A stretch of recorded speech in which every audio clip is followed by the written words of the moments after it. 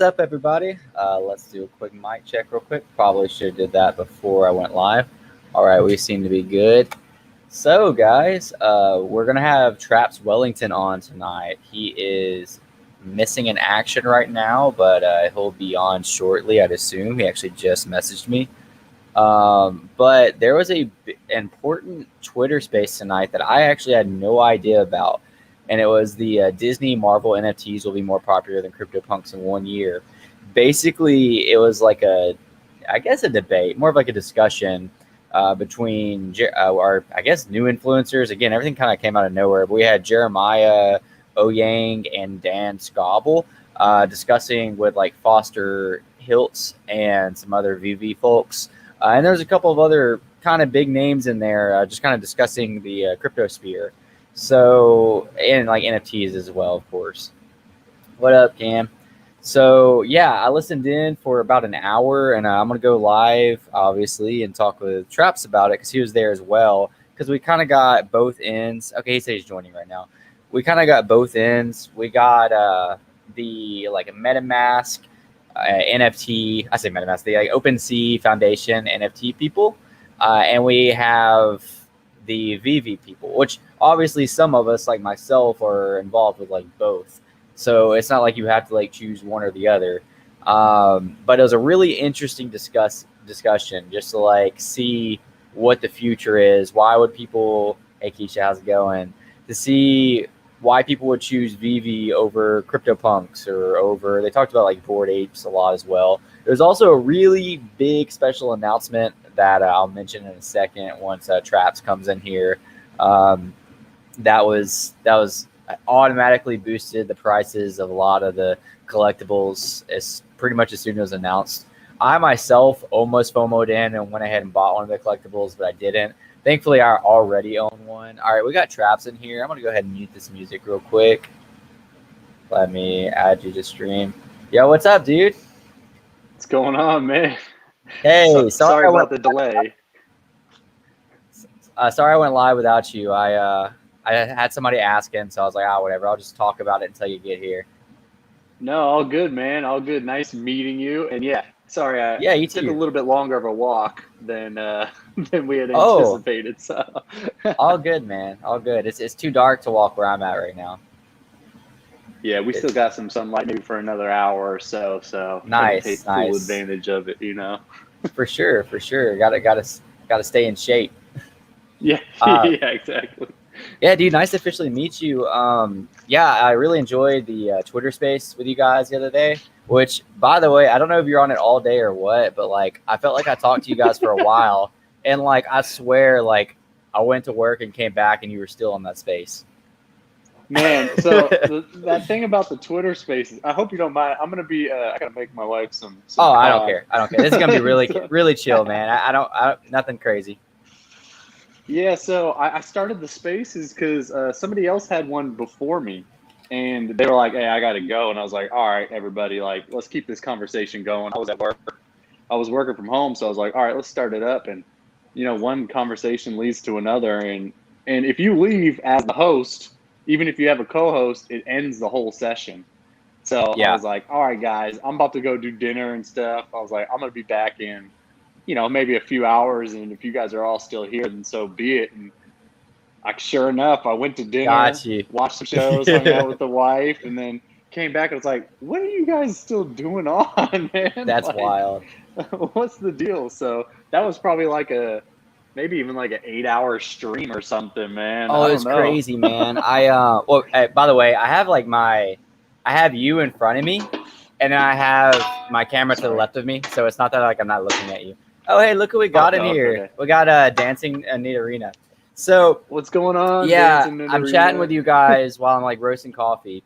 And I think you guys were even like on before I left the house. And I was listening to it like loud at first. And my wife was asking what I was doing. And I was like, I'm just on Twitter Space or whatever. So like I go to work, I'm on it for a while. I eat, I come back. We're like getting supper prepared.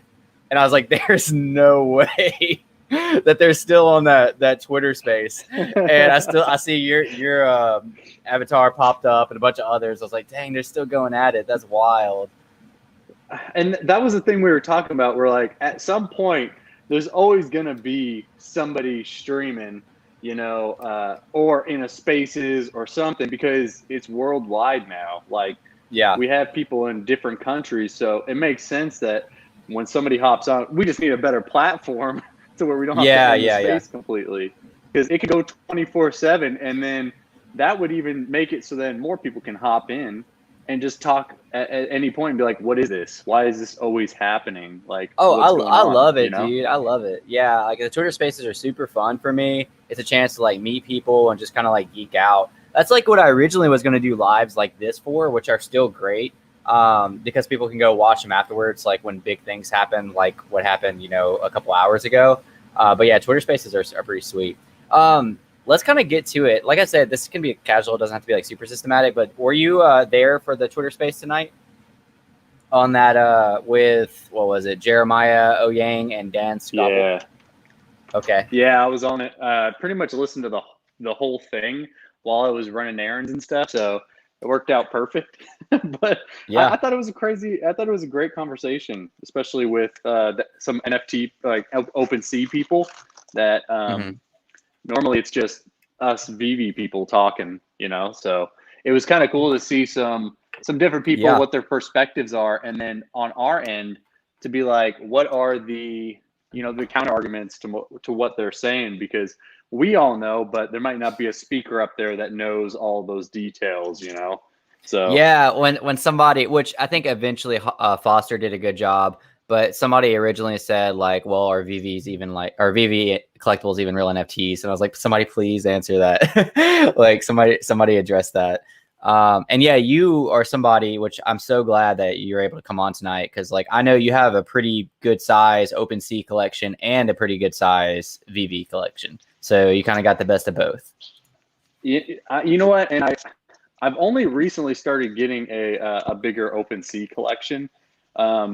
Mainly since the blind box drops, I really started putting money into it, just because if you follow me or anybody else follows me on Twitter, I was beyond miserable during the entire blind box experience because it was team common, Yeah, for yeah. 2 weeks straight. 2 weeks straight, man.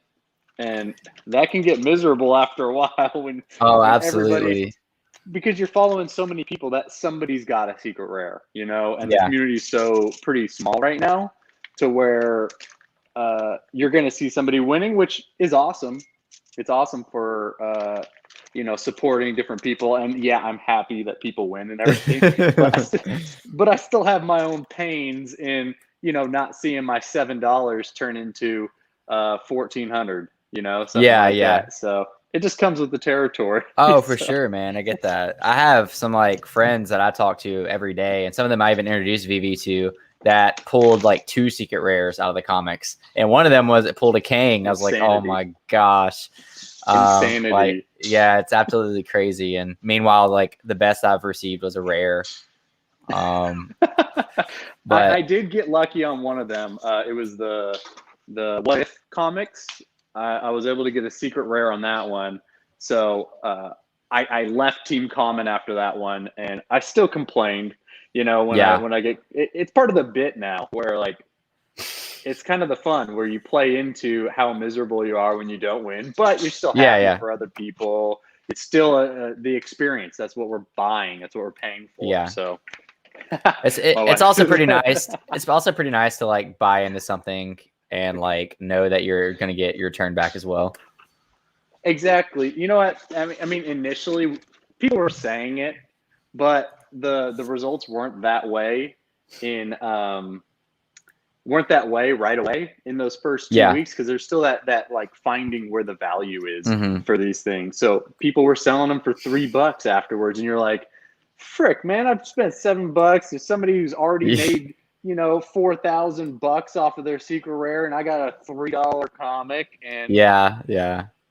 the comic book people said there's value in it, and I mean, I kept some of them. I out of frustration, I sold, just to get some gems for the next Yeah, drops yeah. and things like that. So make that initial money back. But luckily, I've held Hmm. at least a couple or a few of everything that I got. So I'm not too far Good. out, but I definitely could have had more money had I I held. think it was you and James did the like discuss the comics before Marvel #1 dropped, right?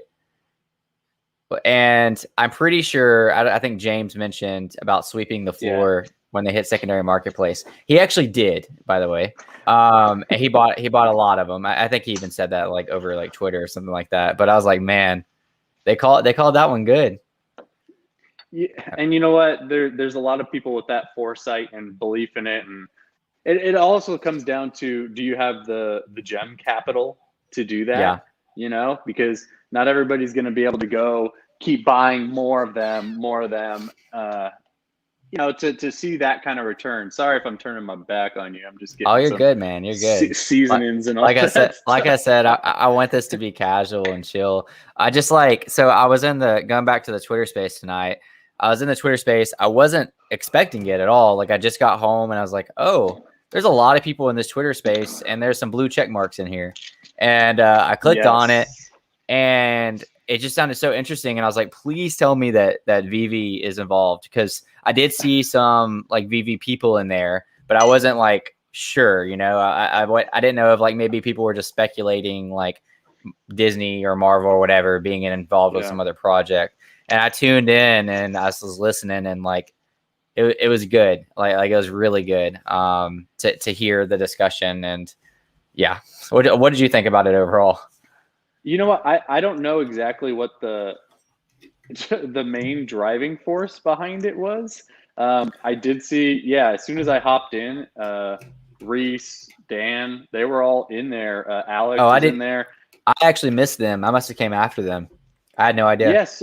As soon as I got on, I saw them, and then I was like, okay, weird. I don't know what's going on here. So Yeah. I'm wondering if they might have like coordinated that, hey, we're going to have, this industry talk or whatever. Like, let's have a conversation about this. I think it'll be good traction or what. But I just hopped in it because it's a Veve chat, had some errands to Yeah. run or whatever. And I was like, all right, yeah, cool. Let's see what this is. And yeah, it was, it seemed like they just wanted to have the bigger dialogue of OpenSea to Veve, and almost kind of bring in some new people, new eyes, and let them address the questions that they want rather than hopping on an AMA with it. It's like more casual, where it's like, hey, we're interested in this. This is a new thing. What do you guys think? And so, you have the CryptoPunk people, Bored Ape people come in, and it kind of opens up that dialogue a little bit. Man, I actually, again, completely missed that part. When I jumped in, there was none of the economy team was still there. So did they not? Okay. Were they only in there for like 30 minutes or? They didn't talk. So Okay, they just chilled. Yeah. Okay. Yeah, the only people that talked is his name Jeremy, the Pikachu guy. Jeremy Owyang?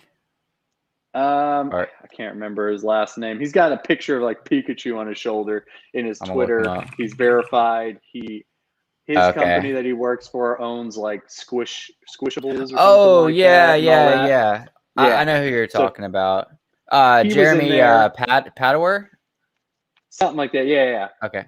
Yeah. So he was in there and he talked for a little bit as well, just saying, it's all this licensing and it's big news and all that stuff. So there was some type of representation, but Ikomi Veve team didn't speak at all. Okay, got you. And even when they tried to bring them up, Dan or nobody really joined. So yeah, I didn't realize that. Somebody asked, and I'll just go ahead and say, so what this exclusive club is about. So the two guys, Jeremiah Owyang and Dan Schawbel, I hope I said those right, are basically starting a club, and they're kind of basing it off of Bored Apes, I believe, like the Bored Ape Yacht Club.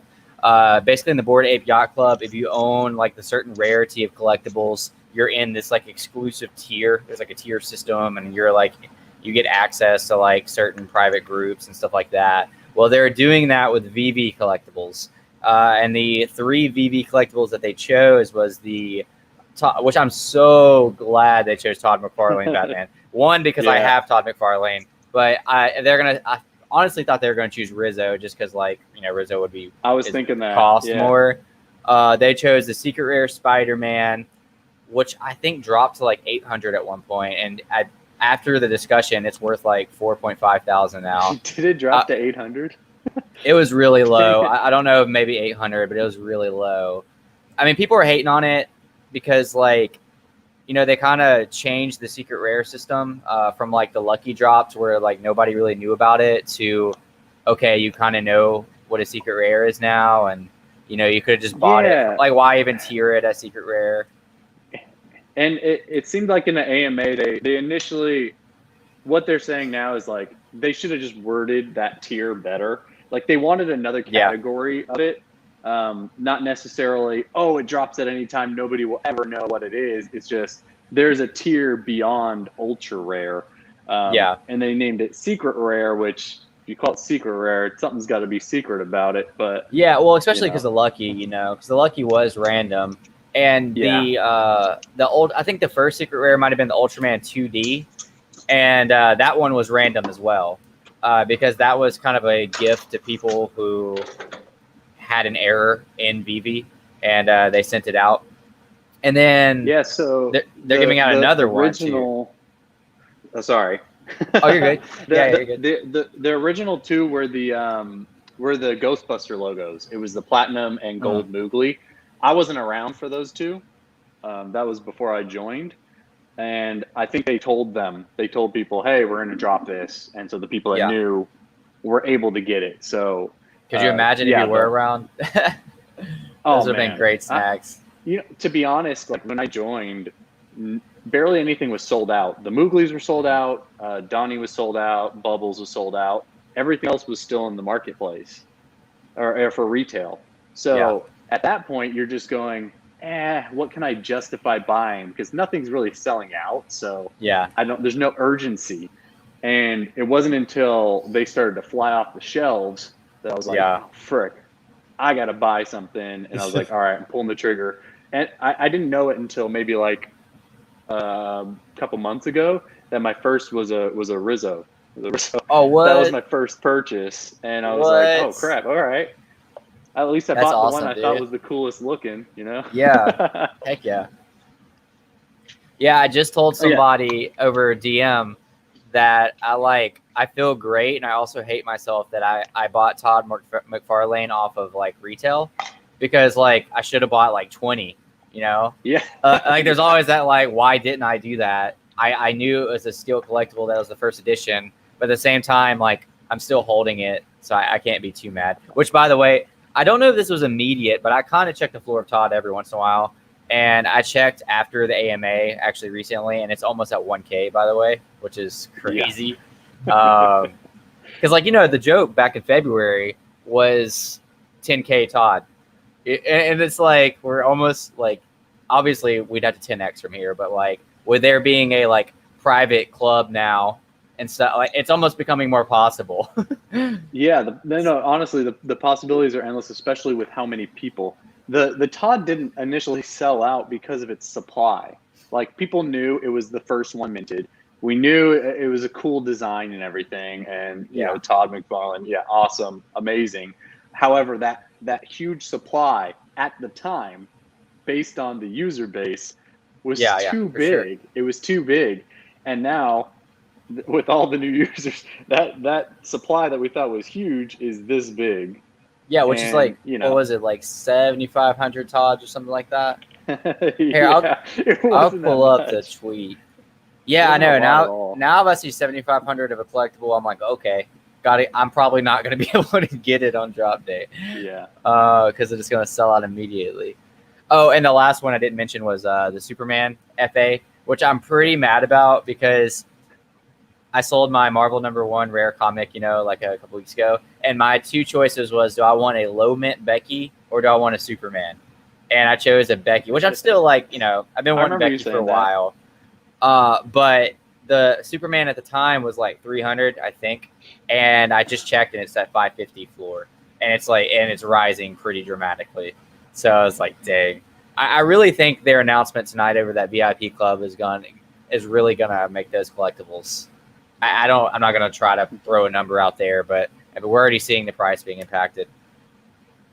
And the biggest thing about having a group like that is like what they were saying about being able to network with each other. You now have professionals from different industries, from different walks of life, and it's just instant networking just for having owned these collectibles. And Yeah. that's what they want to get from that like Bored Ape model, where it's like, let's create a community within this community where now there's some exclusivity, there's some value in having this, and it just kind of recycles itself, brings up the value of all the holders, and also gives them that additional utility of, I know you're in the club. Hey, yeah, let me give you a shout out right here, or give you some tips on some other stuff. And that, I was thinking this is sort of, even though it's not like officially by Veve, this is sort of the first utility that we see with the collectibles. Yeah. So I mean, there's been like microcosms of it every now and then where somebody's like, because I have a Steve Pugh Harley. So there was a small group that it was like, if you have the Steve Pugh Harley or Pug, I don't know how to pronounce it. Then you can get in there, and then they're talking about, oh, what do they want to list the price? And I'm like, I'm not selling mine. Like, I'm just holding on to it. But there's no additional utility beyond that of them talking about the prices. So we've seen people talking about it, but not the full implementation at this scale, where now you have people that are influencers that can maybe actually implement something for all of the holders, where it brings that extra value that, normal people might not be able to bring there. Absolutely. Do you know, I don't know if I just was out the loop or what, but like where these two came from? Because like I just kind of got on Twitter tonight and saw Dan, make a tweet about Ecom. They just kind of came out of left field. I honestly have no idea. I didn't follow either of them, but as soon as I saw the topic, I was like, all right, let me join this, see. And then once I saw Reese and all them, I'm assuming that they're all sort of in similar industries, or they've crossed paths at some point, because why else would Dan, Reese, Alex all jump in on this conversation and weigh in, or not even weigh in, but just hear what the conversation is, and maybe listen for what negativity they have, so then they can build off of that type of stuff, or skepticism, Would you say, again, I wasn't there the whole time, would you say there was more skepticism, or more like we can coexist type thing? Because I know it was almost, the time I tuned in, it was almost like Bored Apes versus Disney. So there initially it was, here was the introduction, and then it was, all right, it looks like there can be people just coexisting. Like, there needs to be the crypto as a whole, this is a niche, and then this is the whole licensing portion. And then it seemed like there might have been like one or two people that were just like, no, I don't really see the benefit of this, and this. And then that's when some Veve people get up there, and then it's more of a, what are you talking about kind of thing. So near the end, it started to maybe get more towards that, away from the coexisting kind of portion. But overall, I think it can coexist. You're going to have those astronomically expensive OG OpenSea projects where they have their own communities. They have that niche over there. And now you have the huge licensing portion of it, where now the everyday person can get a taste of that. And, they don't have to know anything. They don't have to know any of the OpenSea crap to get into this app. Yeah, I really think a lot, even the guys that are way smarter than me, they don't understand, I guess because they're so smart, that the average person literally just isn't going to go through the process of buying an NFT through OpenSea. Like, they're not. Like, they're not going to try to get a MetaMask. And if they do make a MetaMask, they're definitely going to reveal their seed phrase. They're not going to be super careful with. They're not going to be careful with it. Like, I don't know. I think people overlook how easy it is just to kind of plug your debit or credit card into Veve and just buy it like a licensed collectible. The only thing that I wish somebody, what's that? The only thing I wish people would have brought up was that the Veve team meant this to still be in beta earlier this year. Like it wasn't Yeah. supposed to be out of beta. So yeah, they were bringing up, other people were bringing up that the app just was kind of garbage. Like it didn't Ironically, work I very think that was well. an e-commerce guy that said that as well. Yeah, we all know like there could be a lot of improvements. There's a lot of improvements on the apps, but we also have seen it. A lot of the OG people that were there earlier. When did you start, by the way? Or when was your VV birthday? I think my first collectible was either late February or early March, and it was a Stay Puft Man. I need to actually like Okay. go back and look at the exact date. Yeah. The first video I ever made on VV was like the first week of March, but I want to Okay. say it was end of February. I definitely bought OMI at the end of February for the first time. Okay. It was at 0.0018 before it jumped up to a cent like not long after that. Yeah. Yeah. Right. I mean, so you know as well as I do of where the app was when we first joined. They Like didn't what have the a app was secondary functioning like. marketplace. I think the secondary Oh, marketplace so yours just was went got. off. I think it just went Yeah. off when I joined, and then it only opened up to certain people for like a certain time. And I was not one of those certain people for the longest time. I didn't have a secondary marketplace. Luckily, I had access to the secondary for a week before it actually got shut down. So Okay. I was there for that week. I did some buying on there. So it actually gave me early access to this marketplace once it was released. Okay. But, you know, we've seen the growing pains of the app already. We know the chat feature and all that stuff. Oh, what's going on?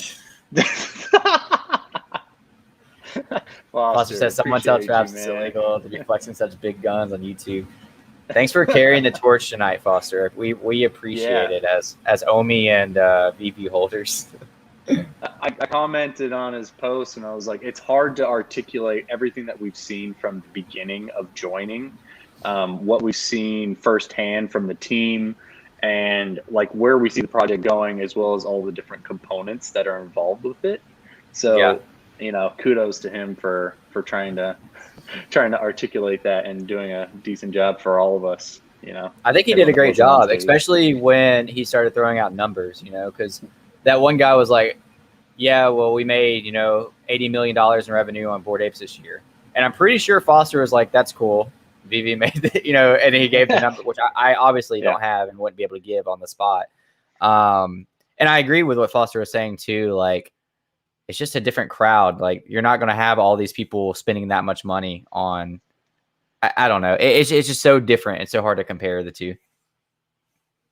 Yeah, it's almost like because you're starting to talk about like specific art styles or like I don't know, they call themselves degenerates, so it's almost like they want it to be underground, exclusive, dingy, grungy, whatever. They want that, and VV with licenses and all that stuff is too clean. It's too clean. It doesn't fit that mold. So there's those different personality types, different things that they value.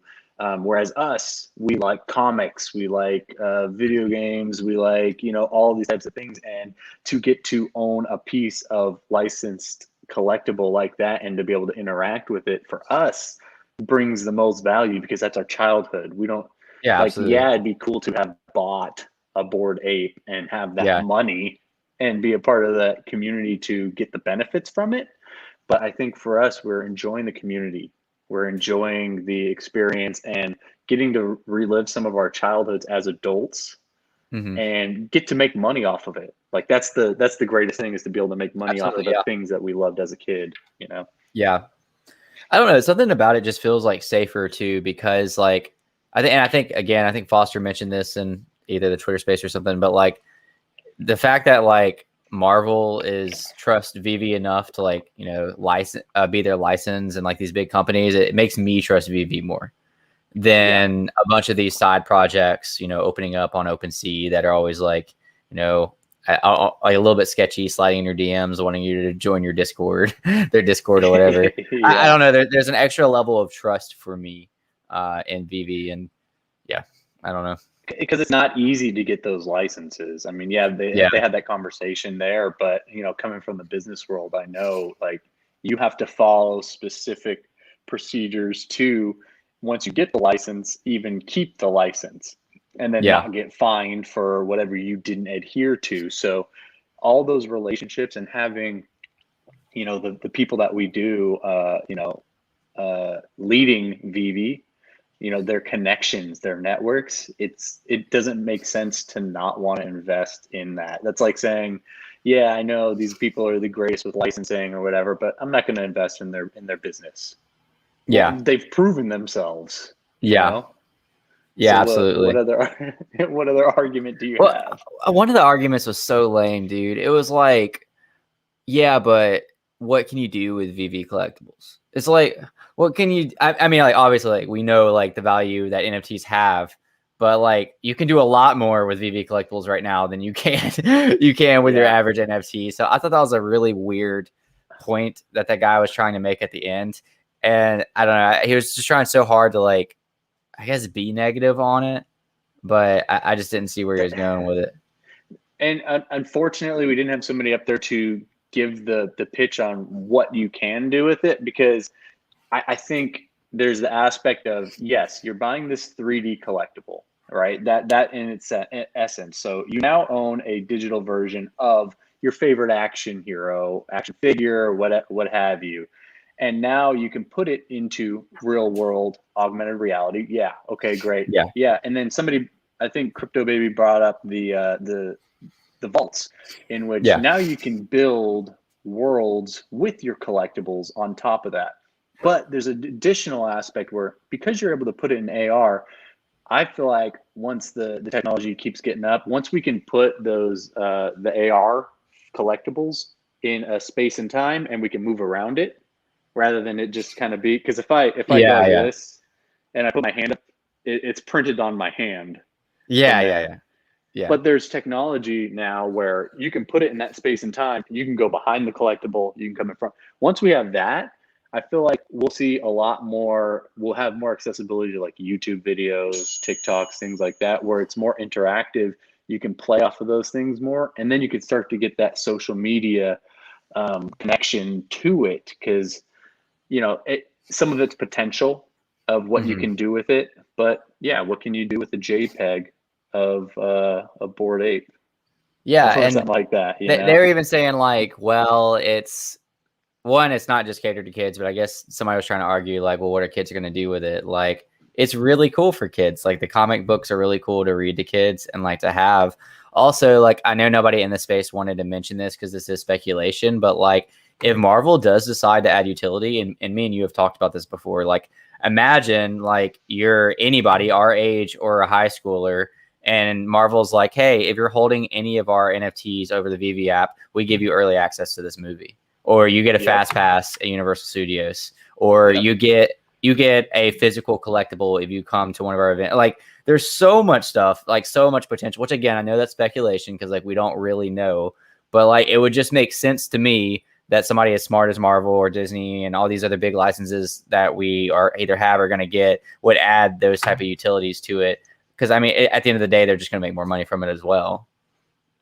Right. And I think that comes down to the conversations that like Dan and them have with the licenses. But I think once they see how much continuous revenue they're going to get from not just the primary sales, but the secondary sales, and how it's just constantly moving, like there's sales happening every day on all of these different licenses. Now, as you get more users, it's passive income for them at that point. Yeah. They no longer have to do anything with that collectible. It's passive completely. No employees having to work it or anything like that either. No, your fans are now just giving you money. Yeah. Just from enjoying your collectibles. So it makes total sense to have that extra utility. And, I feel like the first might be like the Koziks or Ron Englishes, where they might say, hey, if you own, well, it's going to be actually, I saw that. It was like the bunny grin or grin rabbit. I don't know what it was called. Yeah. It was like a platinum bunny. Yeah. If you get the NFT, you get the physical collectible. So like, and that's going to be what, like 100 of 100, like 1 of 100. Yeah. That you can get. I saw that. So yeah. they're going to be the ones to lead the way. Mhm. And, once those become popular and things like that, I think Dan and them might be able to pitch that to the licenses and be like, hey, is there anything else that we can add on to this to maybe add into those contracts? Because, yeah, it's just going to add more value, man. Yeah, Yeah. rabbit grin. Thanks, Foster. So, I don't know the indie names as well. Yeah. It's all brand new for me. So Yeah, same here. Foster's here to help us, though. He's got info galore. Yeah, man, I'm just excited. Like I said, I listened to the AMA, not the AMA, the Twitter space, and I just got even like more excited, like listening to the coexistence and just how big of a deal VV is, and how like slept on it is, and seeing more influencers enter the space. I don't know. It's been a really good week for VV and Ikami, like with all the stuff we've seen. I mean, BitBoy mentioned it. I do. I mean, a lot of times, like when things go up for one person, people want to get in on the cloud. So I get that. right. But we got Andre Jick mentioned VV or mentioned Omi again. BitBoy mentioned him again. Like all kinds of stuff happening in the space right now. That's like affected the price as well.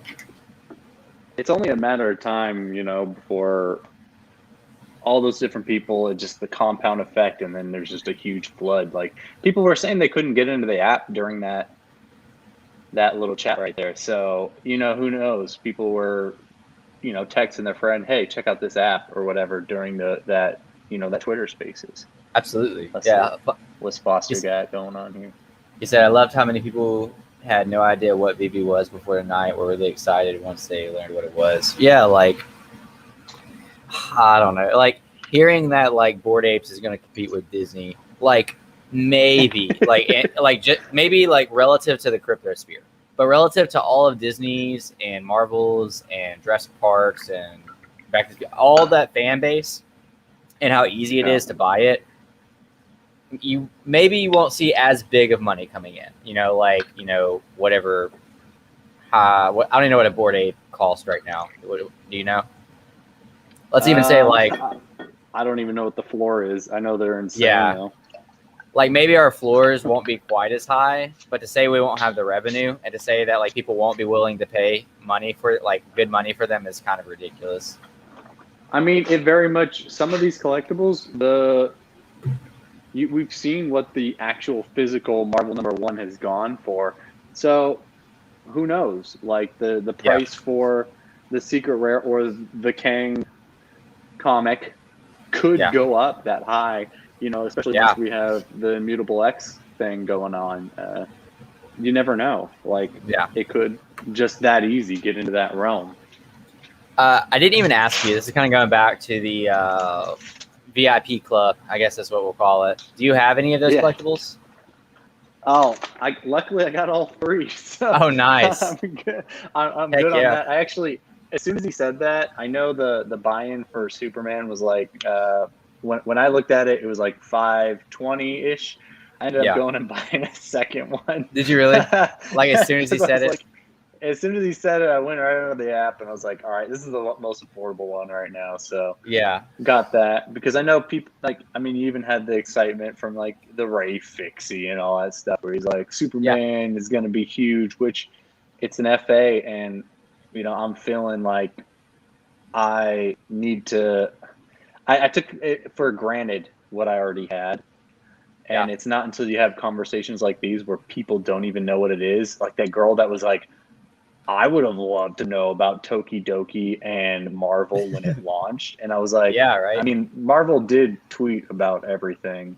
Yeah. So you could have seen it there. I don't know about Tokidoki because it was already, the Unicornos were already there when I joined. And really the Mermocornos were the only ones. And I don't know if they made an announcement on that one. Mm-hmm. So, yeah, I know. I was as soon as they said what those 3 were, I was like, it's game time, baby. That's I'm awesome. In the club. I went and looked and I contemplated it, but I spent too much money on cryptos and NFTs this week.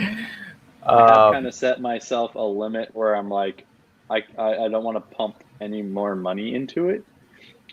Just because I've already made my initial investment, and if I can't figure out a way to keep it going, like I don't really deserve to Yeah, get I the get new that. stuff. So Dude, I think I was transparent about this, which I'm fine about being transparent on live. So people can go back and watch. I was so excited. I doubled my Omi position, and I think you bought a lot more too recently. But at like 2 weeks ago, at 0.0030, I didn't yeah, know it was going to pump this hard immediately. But like right after I bought it, it did its run. I was like, oh, thank the Lord that I bought, because I was kind of yeah, procrastinating it. I was kind of like, I was dollar cost averaging, buying every once in a while. I was like, you know what? I'm gonna buy a pretty good amount, and I did, and I'm so thankful I did. yeah. I had tripled it, maybe maybe like a month ago or something like that. I Nice. tripled my position too on it, and I'm so glad. I got one of my best friends to. We were on his bachelor party weekend, and I was like, "Hey, man, there's all this stuff," and he's more like, "All right, yeah, I'm starting to get into crypto and things like that." And so I got him to participate. I've told this story before in the Givenchy drop, Yeah. and once he got that first collectible in the drop, and he saw that it sold out instantly, he's like, "I'm freaking hooked." And so he's got more Omi than I do now, and Oh wow. he's like, I'm in, dude. He was like, Heck he sent yeah. me a GIF today. He's like, Omi got me like, and it's like a dude walking down a runway in a Speedo, just That's like so great, feeling dude. good.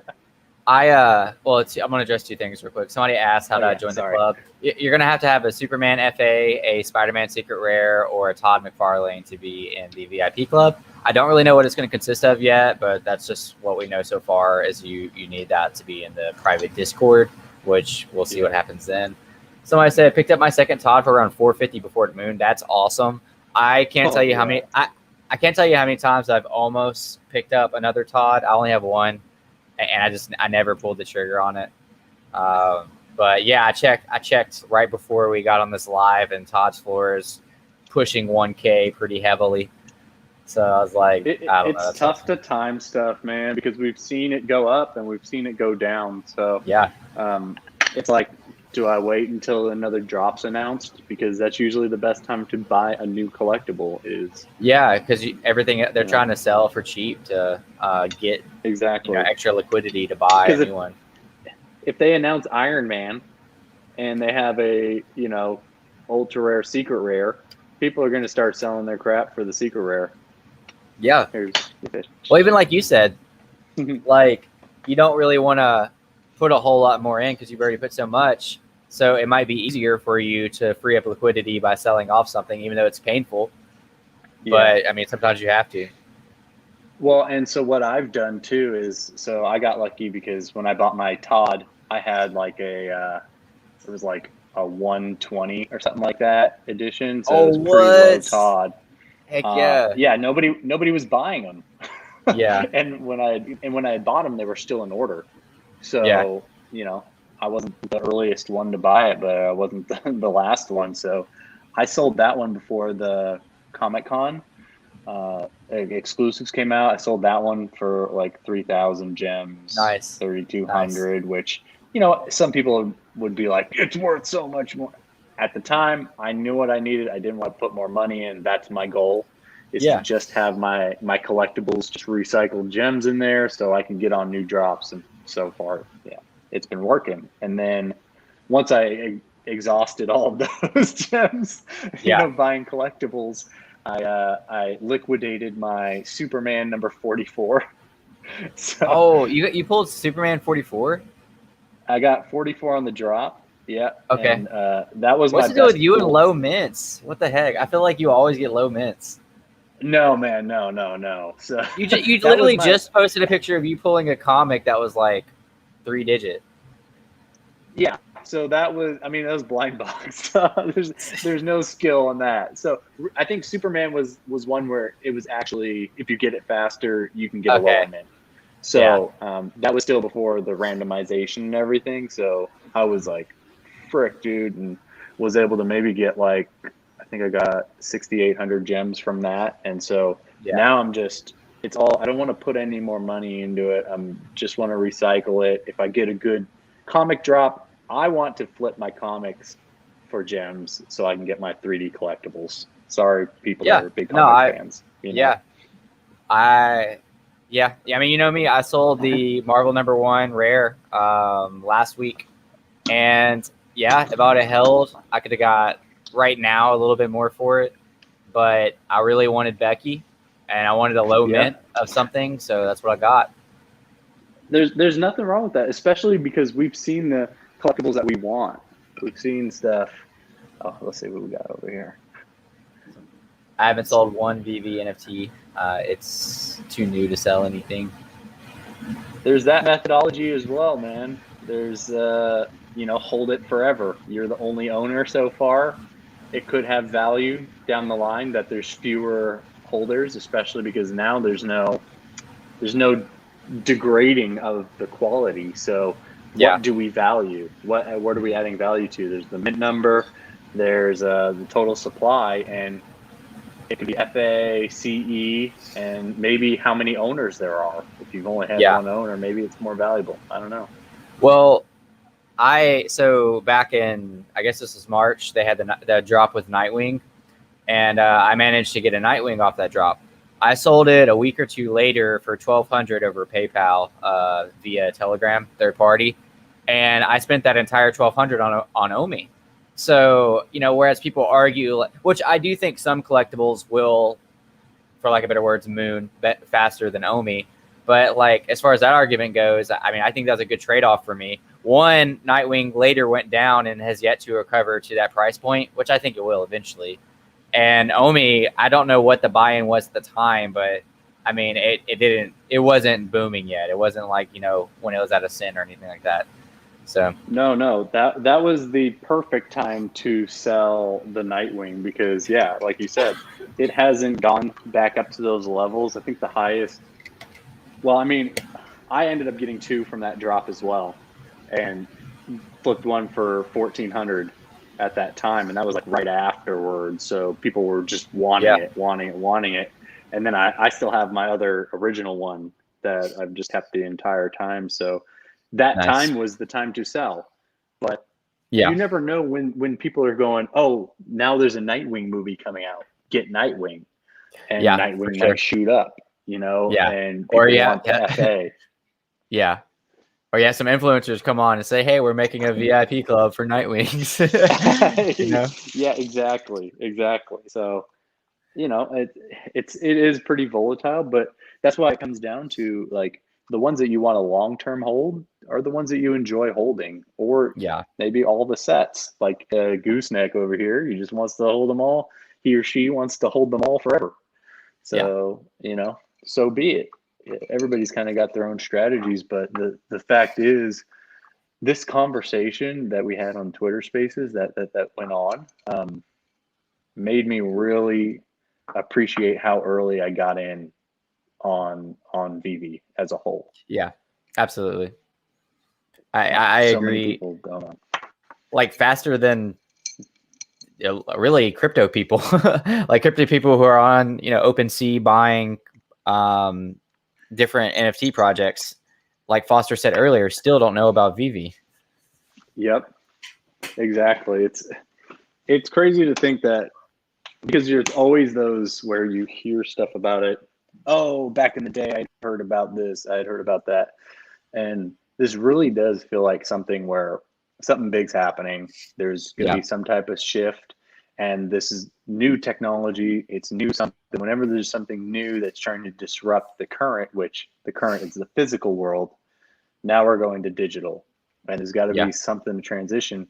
Why not go with the powerhouse that has all the licenses, that is committed to the community building, that wants to create an entire metaverse based on this?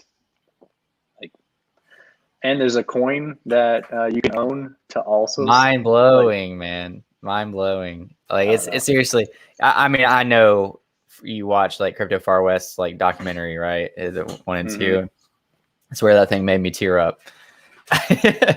Just all the good news that we got, and I don't know. So you know how you said you got your friend into VV and he ended up like loading up. He got excited. That was me back in February, March, when like I had a group of friends that would always talk about investments with. I was like, guys, I just found this project that makes digital collectibles and there's a crypto behind the token and it's called Omi. I was like, it's really a pain to buy, but here's how you do it. And and a lot of them did. Now, that being said, now this was my friends. Like, this isn't the whole, like, oh, not financial advice or whatever. Like, these is a group of friends just saying, you know, recommending stuff. Well, a lot of them bought in. I'm talking like they bought in. And it was at like 1 cent at the time. Now, I wasn't saying like, you know, go all in or anything, but like, yeah, a lot of them bought in at 1 cent, either over millions of tokens. And then we had the crash, you know, and, you know, hindsight, like I hate it that happened. I expected a correction. I didn't expect that large of correction for that long of a time. Yeah. So like I felt, even though I still the whole time like strongly believed in VV and Omi, I was like, man, my friends look kind of like were excited about it, and now they're down quite a significant amount of money. And so it wasn't until gamble, like man. Recently, it is a gamble, and all crypto is a gamble. But like kind of like after Crypto Far West, his second documentary, and then after these last few weeks, it's kind of getting trajectory again. And it's more now to me than it was back then, because it's like my friends are still holding. I was like, finally, guys, we're coming for you. like don't we'll worry. Make it. Yeah. Like I don't know. Like obviously, you know, we're all friends. We make good calls and bad calls, but it's finally like, look, I'm not crazy. I swear. Like this is legit. Did they invest in any of the digital collectibles, or is it all Omi side?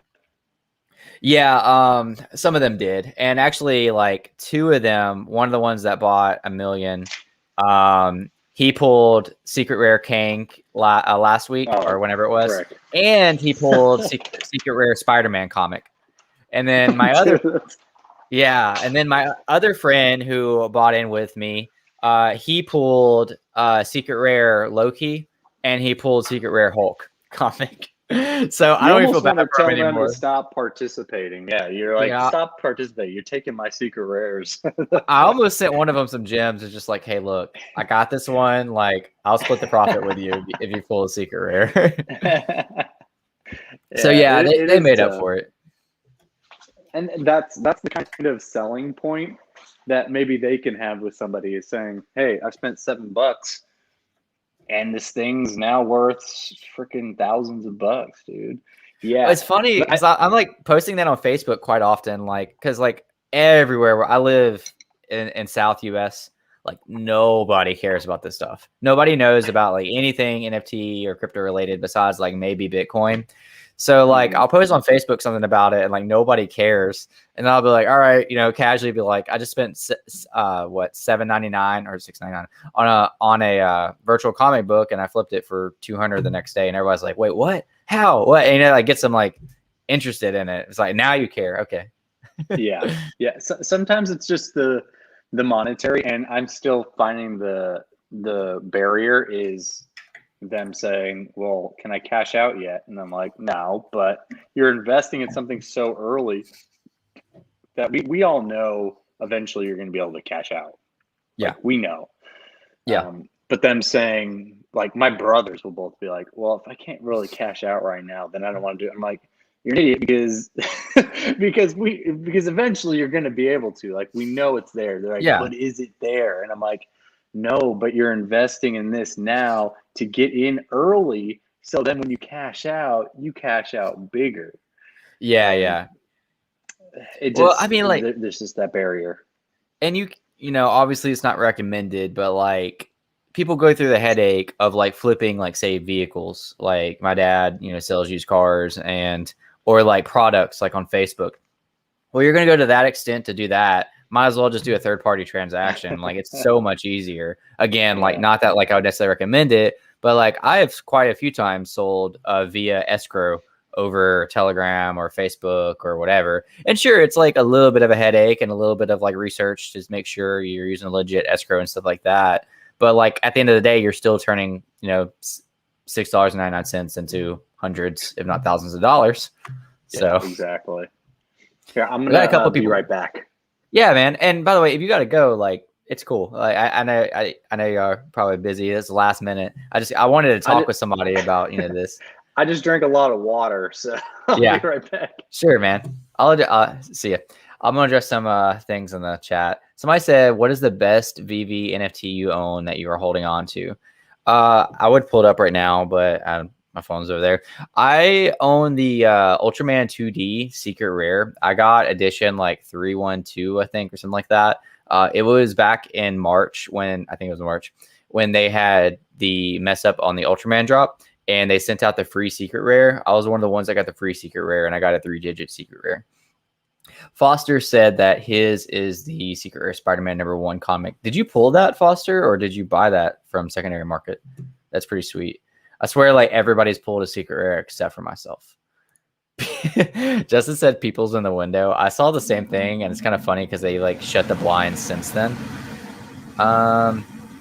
Let's see.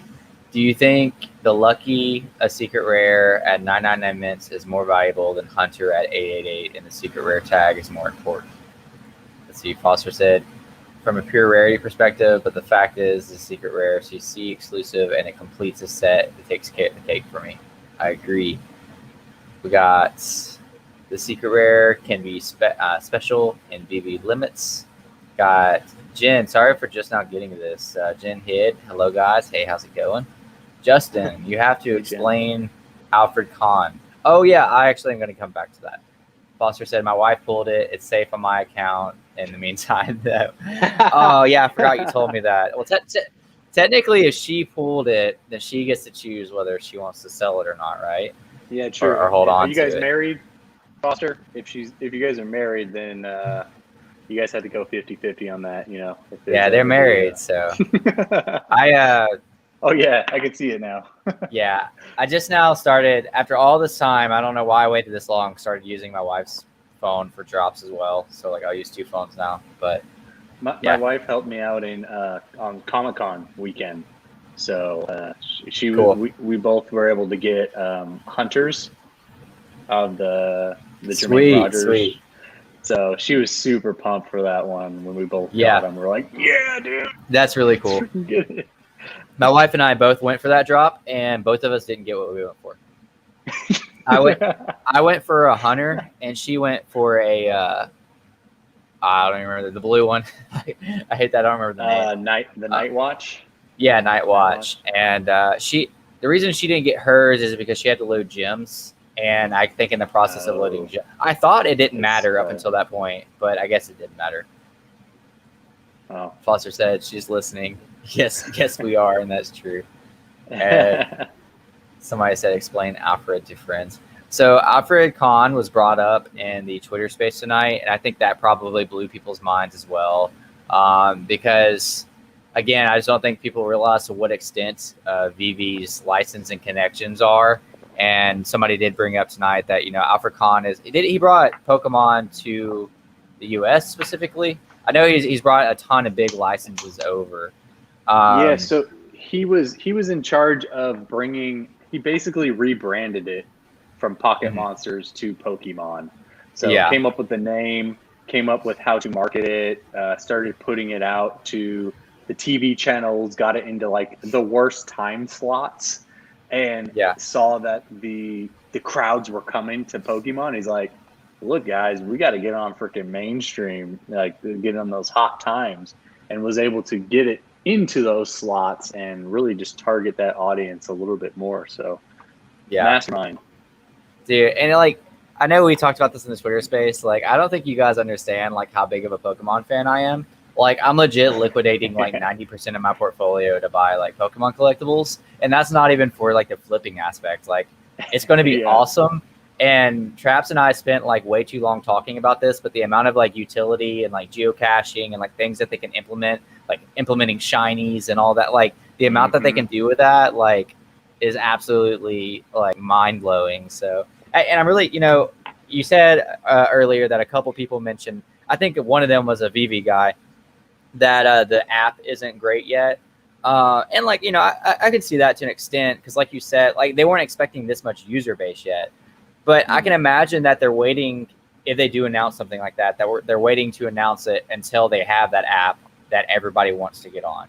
Like that would make sense to me. Yeah, that's when they start pumping out the marketing of everything and really try to get more users onto there. Because right now it's just, hey, there's a drop. Now the license can communicate that the drop's happening, and that's about it. That's the marketing. But yeah, that's big marketing for Marvel. Marvel's putting it out there. That's millions of users. So really, they just have to worry about the load right now. Yeah. And then eventually they can start putting in those other aspects of it because, they gotta strike while the iron's hot. Like the people are moving to it. People are starting to adopt it and they're like, all right, we got to keep this momentum going. So I get putting the other stuff on the back burner while they keep trying to grow. And they're like, all right, now let's hire more people. Let's do this. Let's work on the infrastructure. So I really do think that they have a plan that's going to blow our minds. Like, I think that if they do have, like, say the Pokemon license, they're waiting for that perfect time, and like even these these recent announcements of being able to buy land with Omi and then that Omi is burned, that is significant, like for holders and stuff like that. Like I really think and hope that the team is just going to keep on blowing our mind. We do put a lot of pressure on them, but it's an investment as well as us enjoying it. So just like shareholders put pressure on them to perform, ours is almost a different level of performance. We're not interested in the money making portion of it. We're not saying, oh, we want VV to make max returns. No, we want the product, and that's the big shift. Is we don't care about how much money that company makes. We want them to be around and make money, clearly, but we want the product. We care about the product. What are all the aspects of the product that you can deliver that we all want? And so that's the shift now of we care about the product so much, we're speculating on the product. That's what we're talking about. And the products are everything that we love.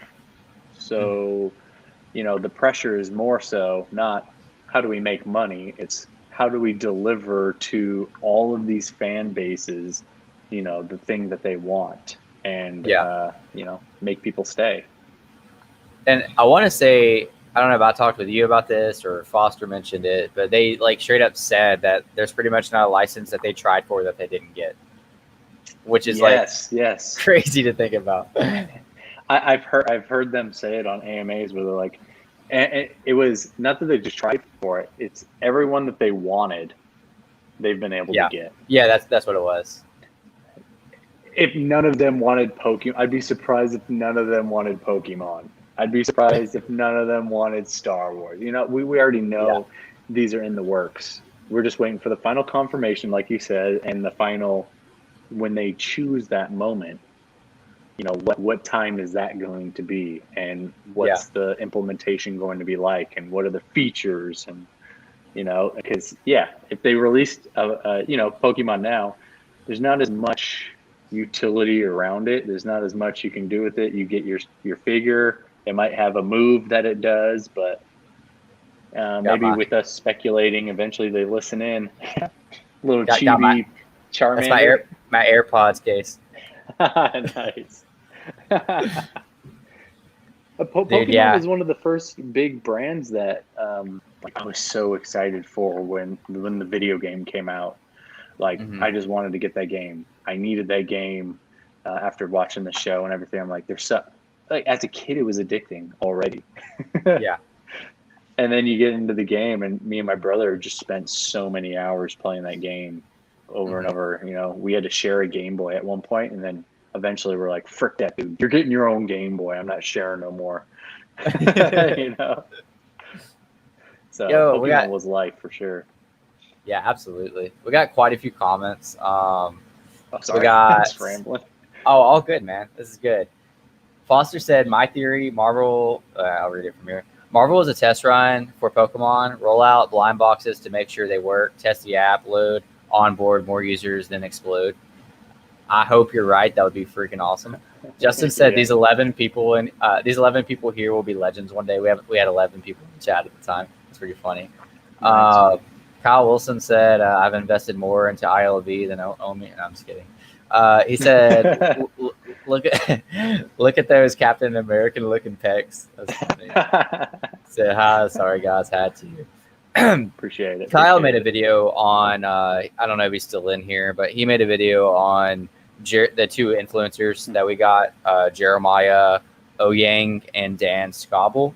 Again, I'm not really too sure where those guys came from. Kyle, if you're still in here, I'm sorry I haven't watched your video yet, but I don't know if you talk about that. I would like to know. That one during cardio or something now. I got to figure out who these guys were. Dude, it was just random. Like I hop on Twitter and it's like two guys with check marks by their names talking about Veve. I mean, it wasn't just them. Like it was a room full of somewhat important people, relatively important people. And I was like, what's happening? And it seems like they have connections to people more from OpenSea than Veve.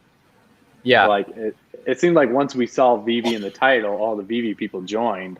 But the main thing, it seemed like they had contacts on the other side of the fence.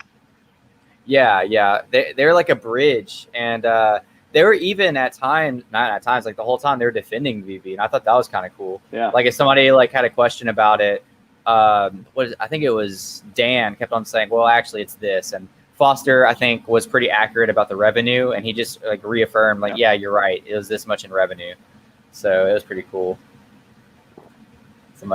Kyle said they look like Silicon Valley type guys. It sounded like they said that too. That most of their people are tech people that they know. So yeah, I was going through. I went and like looked at like who they're following, who they did stuff with, and all that kind of stuff, and yeah, I still couldn't. Yeah, I've just they came out of nowhere. I don't know if maybe the team like spoke with them like ahead of time or what. Could have. When you're allowed to buy Veve NFTs with Omi tokens, they will be 100x overnight if the Omi tokens are on Coinbase or Binance. Kyle said, I suspect there will be at least one card game like Yu-Gi-Oh! If they decide to drop Pokemon. Dude, that'd be insane. If they drop Yu-Gi-Oh! And you can actually play with the cards. Yeah. That's like its own AR game over right there. Because have you seen some of those them digital like AR games where they have like the VR and stuff, or VR, yeah. And they're playing Yu-Gi-Oh! And they can like it's kind of jank. Oh, I haven't seen the Yu-Gi-Oh! Version, but that's sweet. Yeah, they have like a dual disc on their avatar, and they're like, "I'm playing this card," and it's like a joke video, but it actually like whatever card you play, it shows up. Dude, oh my! Can you imagine? Like we're that's like what every Yu-Gi-Oh player wants. We're like in the Vverse, and like we meet on like a little battlefield, and it'd be like the TV show coming to life. Like, oh, that'd be crazy. I'd freaking duel everybody in Yu-Gi-Oh. I don't care, man. Like my family used to go down in that game. So, are you a bigger Yu-Gi-Oh fan than Pokemon? No. my little brother, he was super into Yu-Gi-Oh. So we're like, all right, let's all get into it. So everybody in my family, my mom, my sisters, everybody built a deck. So then when we had like really family tournaments and stuff like that, we all played together. So he was the huge Yu-Gi-Oh collector. Like he got all the Egyptian god cards, all that stuff whenever he wanted them. And yeah, I was the Pokemon guy. So Pokemon was my jams.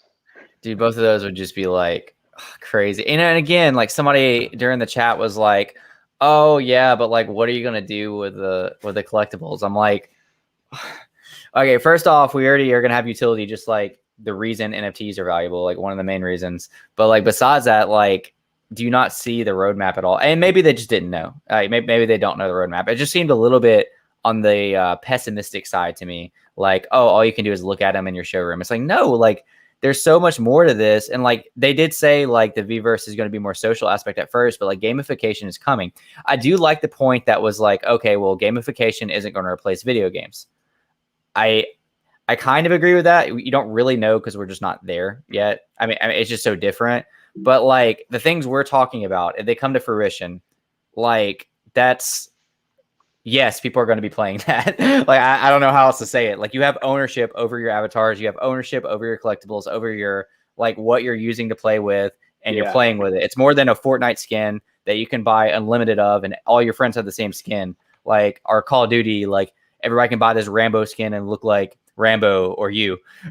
But there's only 1,000 Rambos, and you're one of those 1,000. Like, come on. But there's also something where it's like you're going to get with that gamification, with NFTs, with the crypto space, you're getting PC people to go over there. So there's still always going to be console gamers. Like I was always a console gamer my whole life, like from NES all the way through current. Like we had our consoles. I still haven't gotten PC gaming at all. However, once the Veveverse launches, I'm buying a computer.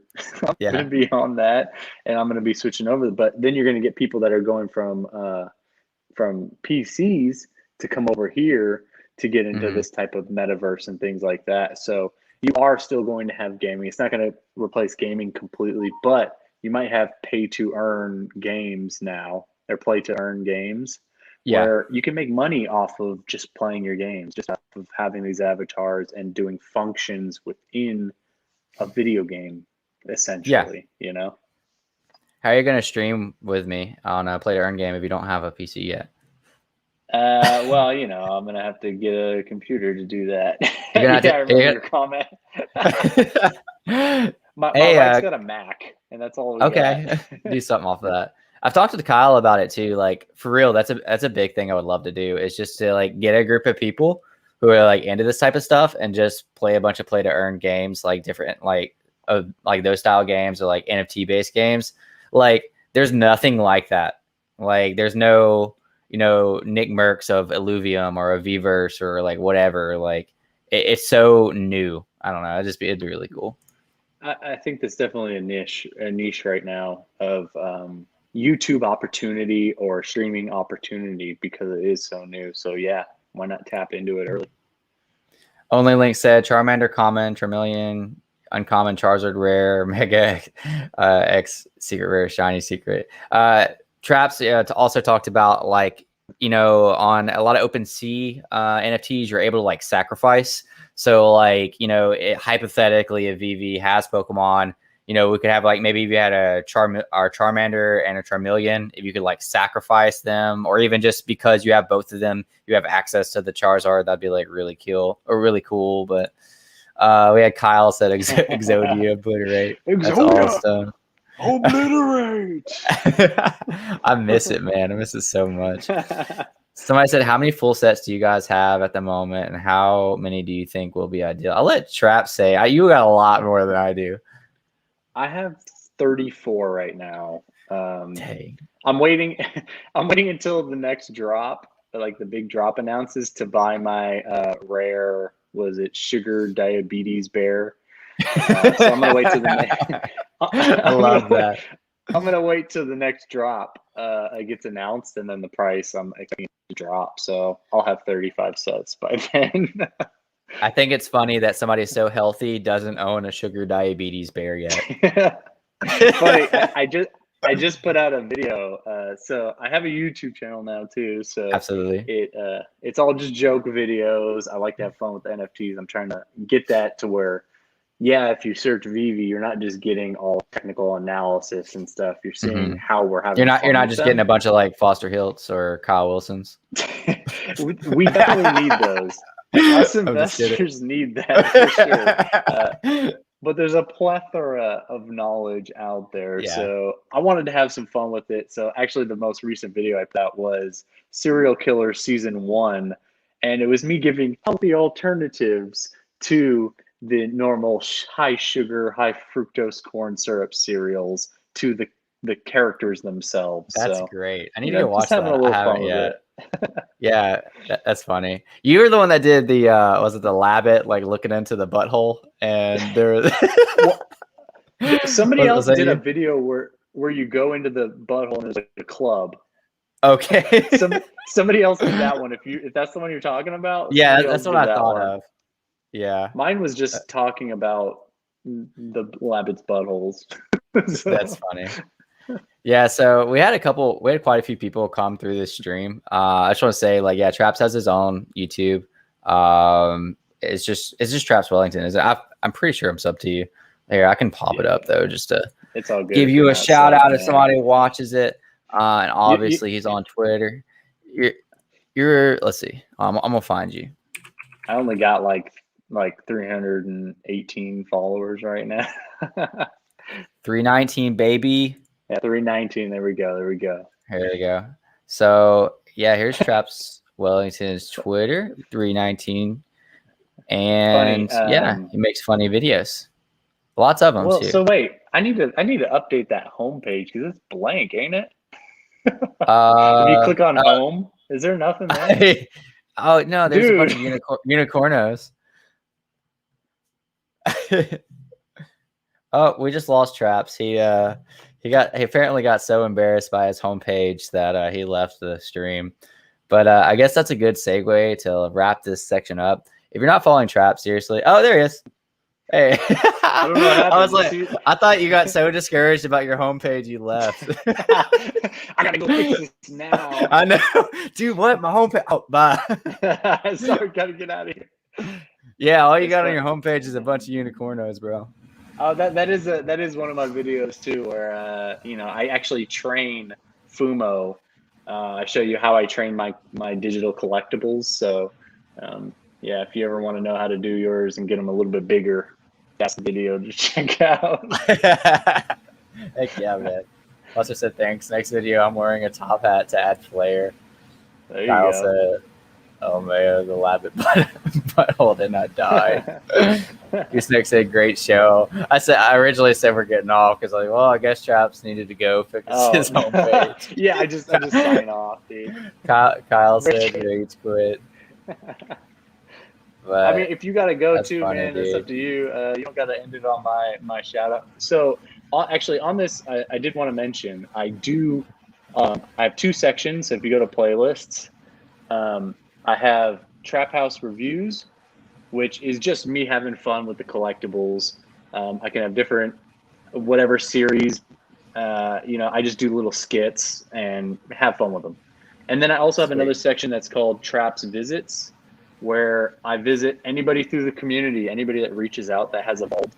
I'll visit it. I'll do commentary, have fun with walking through that as well. So it's a relatively new one that I'm doing. That's really cool.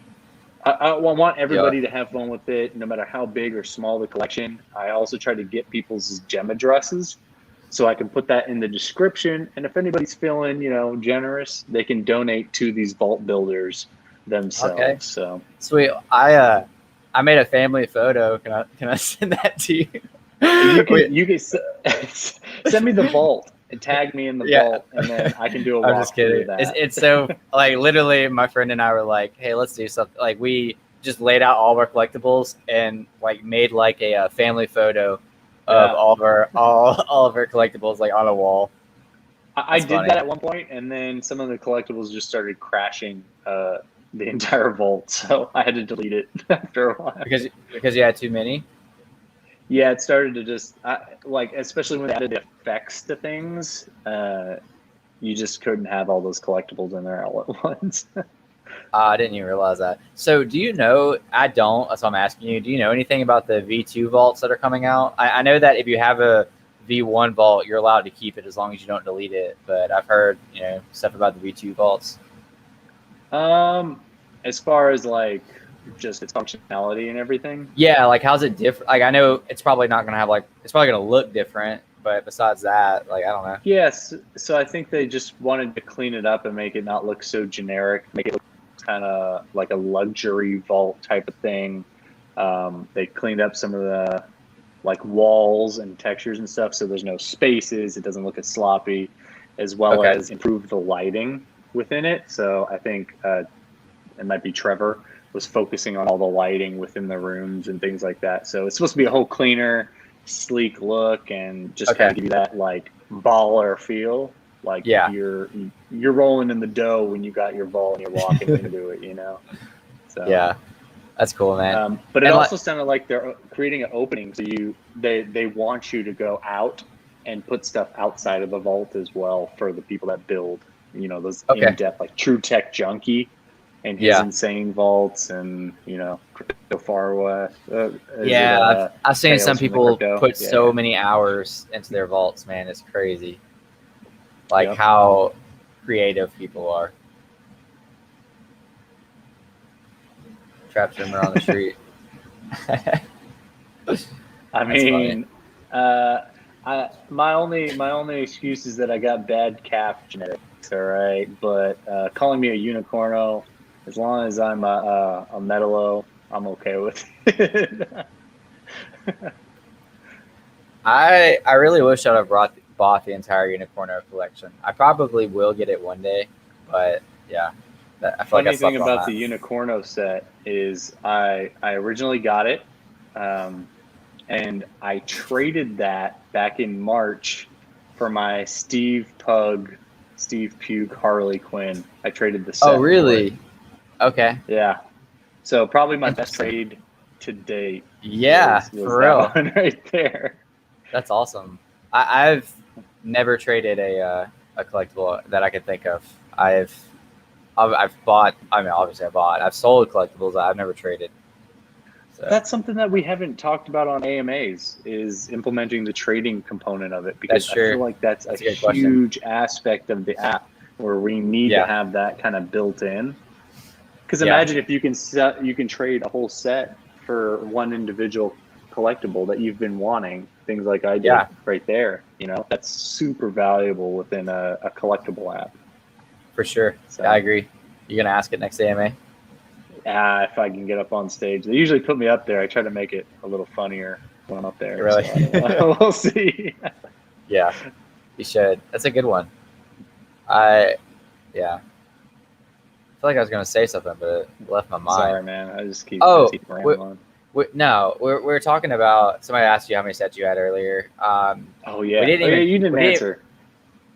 Well, no, it wasn't even that. We didn't even touch on the Master Collector program. Like, you know, just again, people just finding out about it, not really knowing like the future of EV, and not knowing that like there's going to be like a Master Collector program. And obviously, we don't know exactly how that's going to look yet, but like that adds even more value to like getting, you know, all these collectibles and all these sets.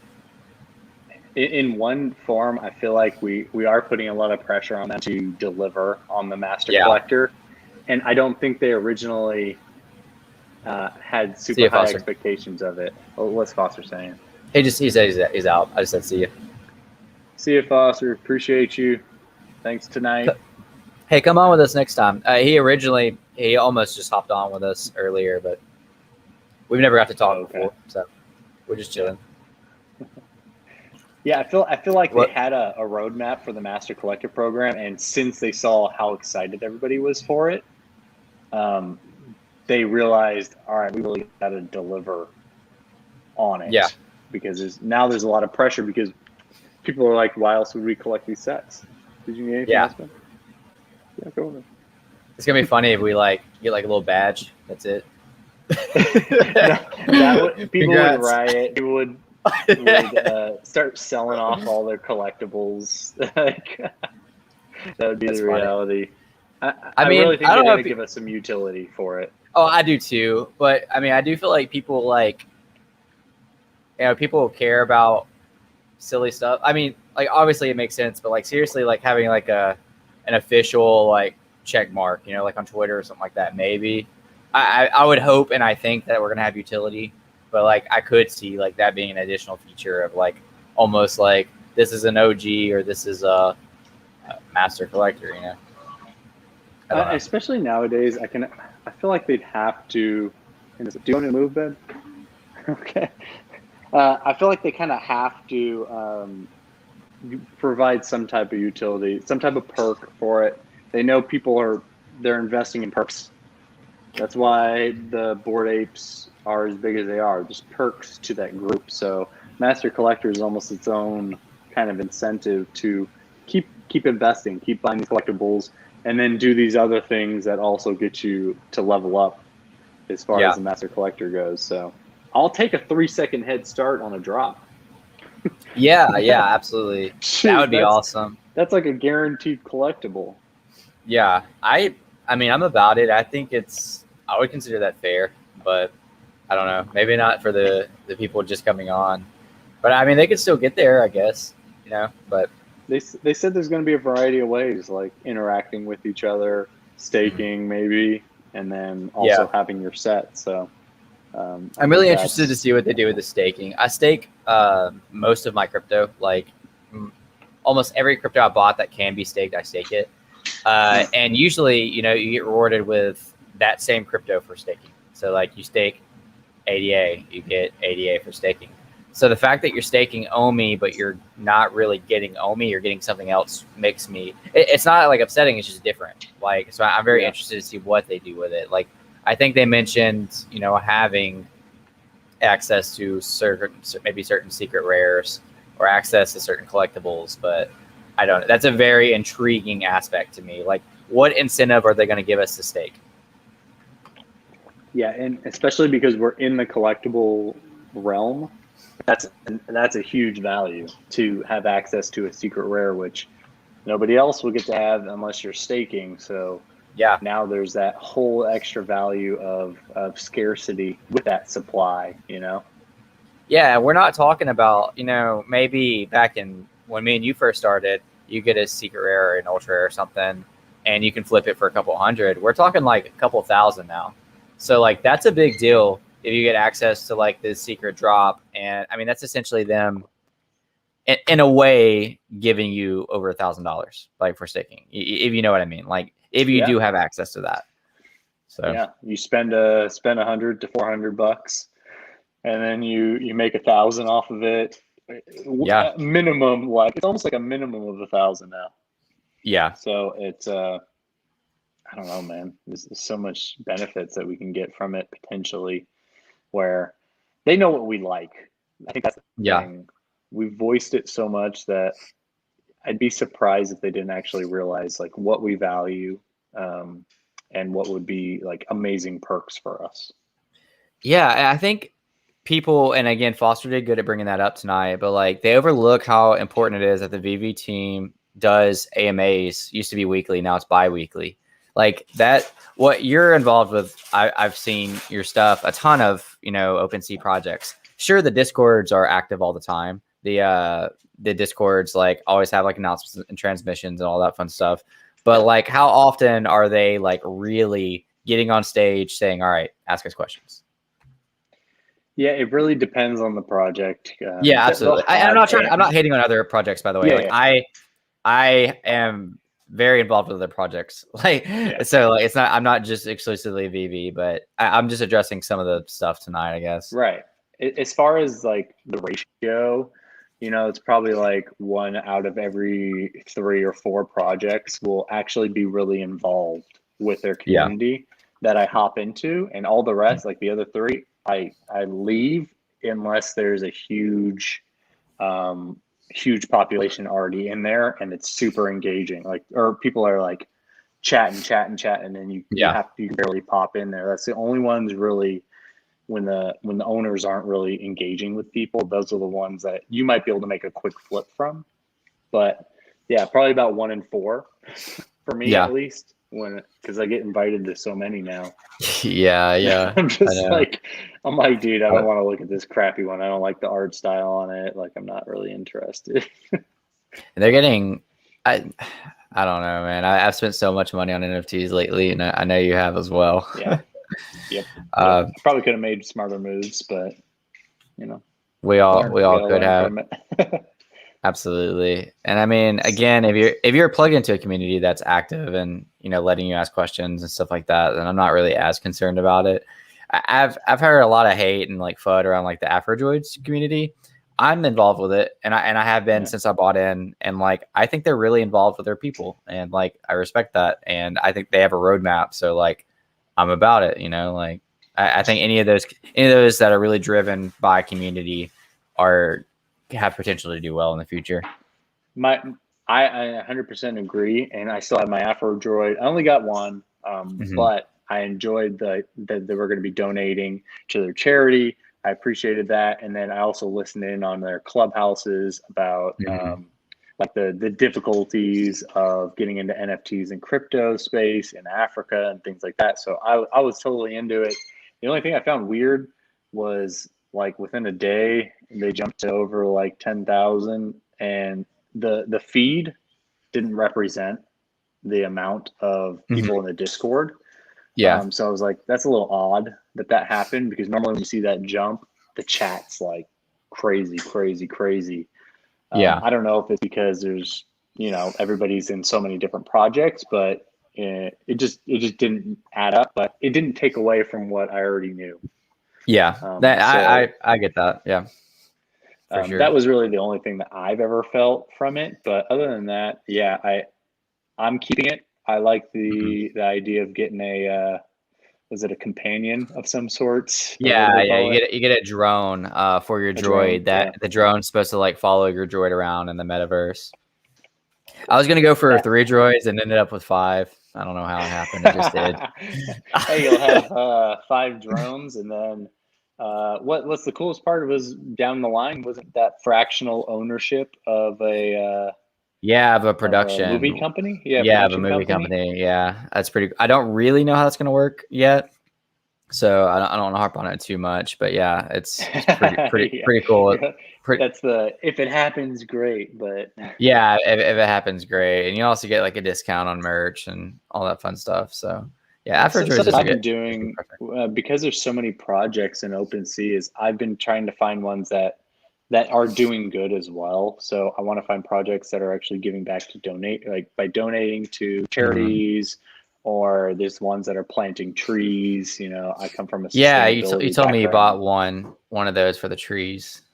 Yeah, Sensu Seed was the one where they plant a seed or they plant a tree every time you buy one of their NFTs. A lot of them donate to mental health now. Mm-hmm. So Blazed Cats donates 100% proceeds to mental health awareness What's the America or floor something price like right that. now? Blazed Cats is super affordable to get into. I I'm don't gonna know look. exactly what it is. I'm gonna pop it up real quick. Yeah. Let's see. But so with the Got it. Blazed Cats, by owning a Blazed Cat before, they gave us access to mint a music album for Blazed Cat owners. So they made a music album that you could mint, and then they also let you mint. It's called an ox head, and so it was a whole different NFT. But by holding a Blazed Cat, you had access to this new NFT as well. Yeah, I saw that project started doing that, and I think that's a really good idea. For doing that. Is this the one, Traps? Yeah, that's the one. That's the one. Okay, cool. So It's pretty sweet. Yeah, pretty affordable. It's a floor price of into. 0.02. Yeah. Yeah, super cheap. It's not about making money because 100% of the proceeds are donated. So yeah, that's incredible to me. That is 100%. Like that's crazy. I'll probably snag one up, honestly. Well, and now if you own one of these and then own one of the other ones, the ox heads that they have, during the Halloween time, they're going to now give you let you mint a costume for your Blazed Cat. So they're adding these, and it's crazy because based on your rarity of the Blazed Cat, right? So if you have the least rare Blazed Cat, you actually got to mint the most rare ox head. And now when it's the costumes, your most rare, you're actually going to get the least rare costume now for the Blade. So they're actually just like kind of flipping this rarity. So you get this extra added on there where the least rare becomes the most rare, or the most rare becomes the least rare kind of thing. So everybody gets value. That is genius. Yeah, absolutely genius. Yo, this Blaze Cats number is 42001. I wonder if that adds the 420 adds value to this one, because it's only an 82 floor price. that extra one really just yeah, my Todd McFarlane is almost a perfect 4000, but it's 4001. Not that like 4000 is like relevant, but it was just like it would have been cool just to like get a very even crisp number. And I got 4001. There's nothing wrong with that. Somebody was talking about how in the comic world, actually, like the one before the last one is actually desirable of mint edition. So like if there was only 4,000 Todds, right? Number 3,999 would be more valuable than the last one in the comic world. Yeah. Huh. I don't know who said that, but it was kind of an interesting thing. That makes sense. But yeah, those are the different type of projects. That's really cool. I just bought a. Wait, did you buy a blank face the other day or no? I minted one blank yeah. face, yeah. Which this, like, after you tell me this, I was like, oh, they didn't do nothing. Because, but I mean, they're good. Like, I like the art style, and they're donating still 1% to a mental health organization that's chosen by the community. So that's really cool. And that's why I bought into that project, was because of the mental health aspect. I didn't know about Blaze Cats at the time. So, it's always good to buy into those projects because, like, that your money is part of it's going towards a good purpose. And similar to Afrodroids, they didn't have a great floor price like after they were minted. Again, I'm not going to compare those two because they're very different. Because like Afrodroids, like, I know their roadmap, and I was really involved with Afrodroids before they dropped and I minted them. Blank Faces is kind of more abstract, their roadmap. But again, I just thought the art looked really cool, and I like their purpose behind it. Well, Blank Face is also, they're going to be doing more partnerships. I believe by owning a Blank Face, we'll have access to 4 different collaboration pieces where each owner can mint like one of each of the collaboration pieces, where it's a collab with the Halos NFT project, I believe. Okay. Are you familiar with the Halos or no? I have seen them before, and I think they have a decent project. I don't know. I'm gonna go ahead and look. I haven't looked at their floor price. By the way, I just noticed this. I want to point it out. We have 715 volume traded. That's pretty significant, honestly, for 10,000 items. I'm actually very surprised at that. Even though this floor price is pretty weak right now. Also, we just got verified, so that's pretty cool as well. Yeah. I say I'm only holding one Blank Face just to be like clear, but I minted it, and I like the one that I got. You said Halo is who they're teaming up with? It's like Halos, HALOS or something like that. Huh. I don't know. They must not be on here yet or something. Yeah, this one only has one item. That's all good. No. Yeah, it's. I've seen some of the other projects. They probably have it in the Discord. Of that Halos project, or I might even be saying it wrong. So, but that one, I tried to get on a couple drops, and like it sold out pretty quick, and the price started to go up. So it's pretty cool art style. Yeah. So they teamed up with a pretty good team. Yeah, I think it's like a decent partnership. It's not like they're with the Bored Apes or anything like that, but it's definitely one where I think they kind of can mix the two styles and make it a cool collaboration between the two. So that's really cool. Like I said, I like the style of Blank Face. I think their art was really neat. Did you get one that you liked? Man, it's kind of meh.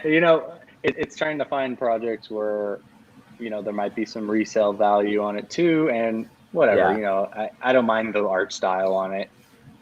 Sevens, I still have a couple sevens that the floor price isn't a couple sevens. High. How many? I thought you only minted 2. Or did you mint 2 to begin with? I minted 2. I sold 2, and then I bought 2 back. So, did you come out profiting? From that? Yeah. So I came out in the positive afterwards. Cool. Because the price had dropped so much, so I was able to get a couple back. But sweet. How is that doing? I know that like they had the one person mint 1,000 of them, and that kind of threw things off. Yeah, I think that single-handedly just brought the floor price down. It's still 0.5 though. Yeah, it was down to 0.3 for a while, and then it got back up to 0.5, and then it's kind of teetered between 0.5 and 0.7. Yeah. So it really needs. It's got some people. It's got Waka Flocka Flame. I did not know that. He's got a sevens. So I didn't know that, people dude. Buying it. Yeah. We just got a rapper that bought a Afrodroid. I'm sitting here looking at the sevens. I'm not even showing chat.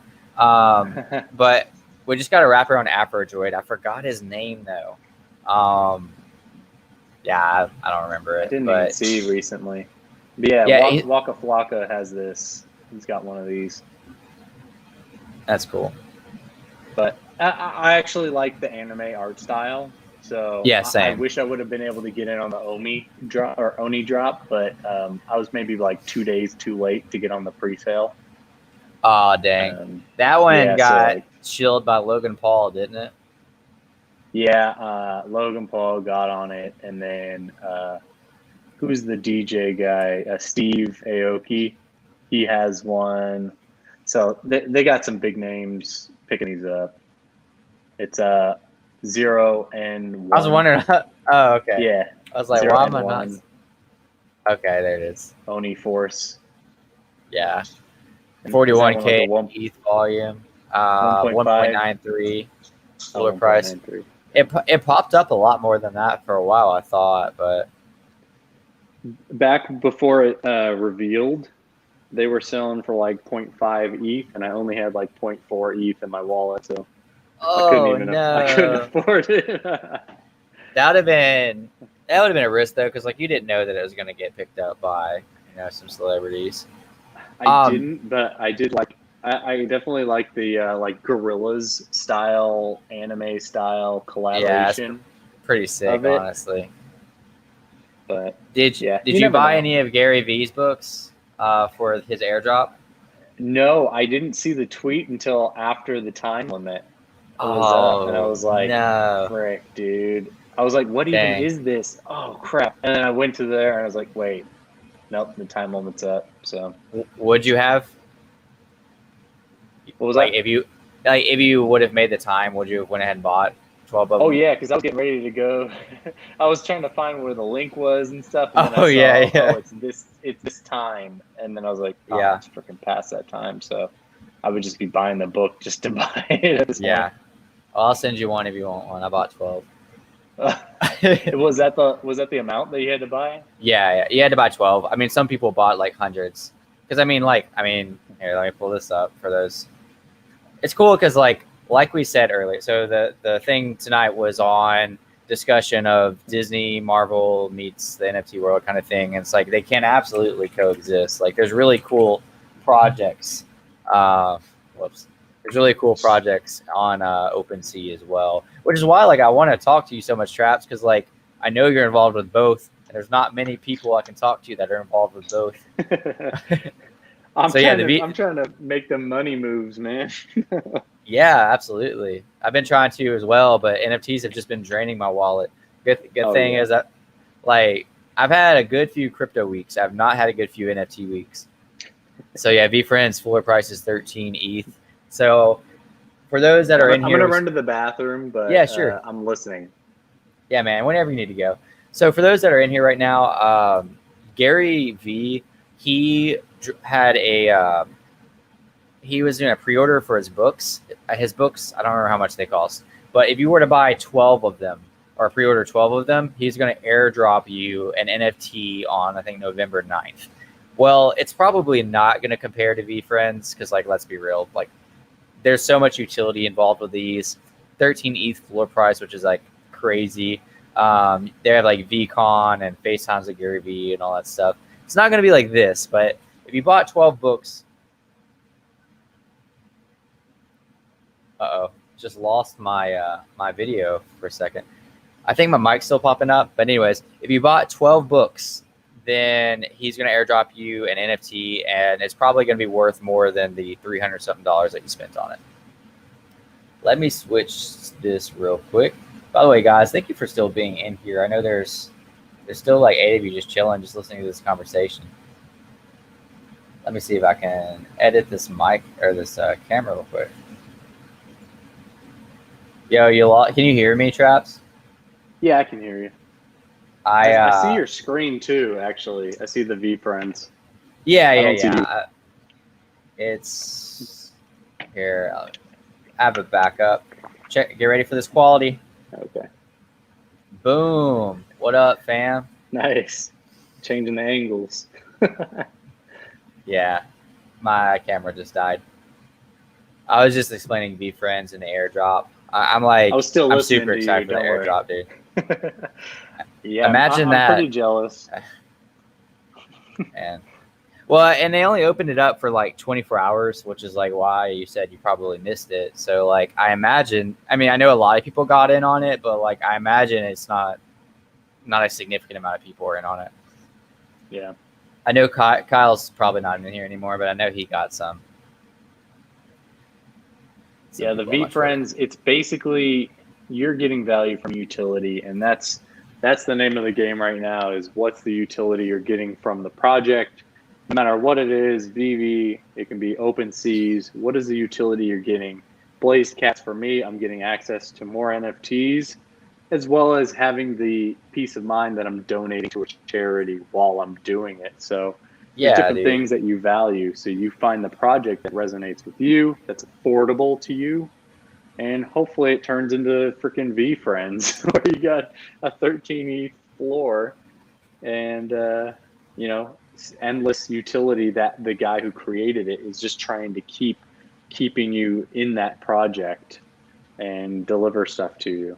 So it's crazy. Yeah, I know, man. It can any of these can boom. Like Blaze Cats can go to a 1 ETH floor price overnight if it got picked up by the right people. Yeah, like it's crazy to think about that. I do think I'm going to buy one after talking with you about it. I'm not shilling anything at all. So like, if you want in, awesome. There's other projects that I've been getting into too. Like one long-term hold is Junkyard Dogs. That's some of the VV community built that project. So it's quality people that are behind the team. Already got a blue check. Yeah, they got a blue check.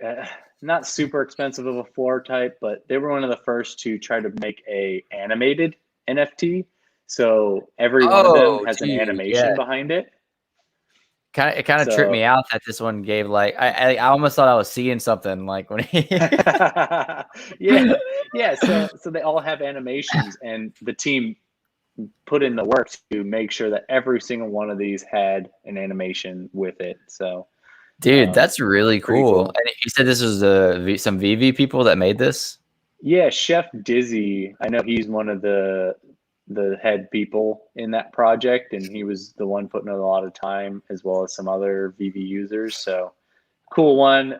Their utility right now, recently, they're like, if you don't list your dog, we'll airdrop you a banner, an animated banner. So if you look on my Twitter, I have a banner on my Twitter, and I just posted it there. It's not animated on there because you can't post an animation, but they airdropped that. They built that out, and there's like birds flying. And this is like the metaverse that they want to create with their Junkyard Dog. So that's really cool. Just different stuff that they do. They have like a game on the computer or on the laptop where it's like Space Invaders kind of, and the high score winner is going to win an NFT. So different stuff like that, where they're just trying to engage with the communities, keep them involved, prevent them from selling. So that's really cool. Yeah. And I know Crypto Far West is, making his own. He already has some stuff, but he's making his own Hopium collection. Are you in on that? I am not yet. So he's the one that made This Is VV 1 and 2, and he makes his own art, and it's going to be like Hopium, I think is what it's called. But yeah, it's like this style of art. He hasn't officially released it yet or anything, but yeah, it's gonna be his. Then we got Crypto Crayon, that's also in the VV community. I don't know if he officially has OpenSea links. That's not his stuff, but he made his own stuff. And there's another person that's actually made VV influencers. Kaki Gaijin, I believe, is what it is. I ain't gonna be able to do this. It might be Crypto Girl. Go to Crypto Girls on Twitter or OpenSea. OpenSea has Crypto Girls, I think. Crypto Girls. It might be Crypto Girls. No. Okay. Then I know Twitter. It's Kaki. Kaki, like Gajai. Yeah. I found her. It's actually a guy that does it. Found him. My bad. Yeah. So I actually minted one of his super. Actually, I think it's a different project. that he has. Go to my search me on OpenSea. I'd have done this I'll much. send you. I'd have done this much earlier if you would have My wanted me bad. to. My I bad. didn't know. Well, I didn't. Some Yeah. people don't want their stuff being shown, So It's relatively early of one of them. I'm not too worried about it. Anybody okay. can search Traps Wellington. Yeah. I mean, I think I've already viewed some of your stuff. I've stalked you already. All right, there you are in this boxing ring. Yeah, if you click on that and then try to go to my oh, is that really yours? collection? Yeah, that is mine actually. I was joking. It's a what? wrestling ring. What? Yeah, Khaki made that for me. It's a 1-of-1 secret rare, ultra rare. And you're selling it? Ain't nobody gonna buy it. He went all the way out of his way to make that for you, and you just gonna slap a price on it. I'm like, if somebody buys it from me, I'll go and reinvest in this project. So wait a second, you already bought one of these? Let's not talk about that. Don't click on that. Don't click on that. Go back. Go back. Okay. Go right above the monkey. Secret. All right. Yeah. So that's those are the ones. Project Sylvia. That's what it's called. Ah, okay, sweet. Somebody actually chat. Sorry about that, man. Sorry about that. Is it possible to increase portfolio by flipping NFTs on Veve? Absolutely, especially with the comic drops, because you spend $6.99 on a comic, and right now even the common comics are at least doubling. You pull an uncommon or better, you can flip it real quick and then buy something that's undervalued. Traps gave great advice earlier. Usually when there's a new drop coming out, people will be selling off their collectibles cheap for liquidity, and you can pick those up and they'll go up again later. Sell those, keep flipping until you get the collectible that you want, or you get the money you want. Yep. What were you saying, Traps? Way to do it. If you click on the project now, Project Sylvia, dude, I actually minted. My first one was a super cool one. I do have it listed. It's the one with the yellow. Dang, floor price like nearly 1 ETH too. yeah. Well, I mean, so I don't even think it's sold out yet. So, okay. They're still minting out there. That fourth one the fourth one over. Yeah, right here. That's mine, I believe. And that one's got Veve VR goggles, the Omi coin, that's really as well cool. as. So it's almost crypto based is how he has it, and then he also has like powers and abilities. Oh, I see that levels.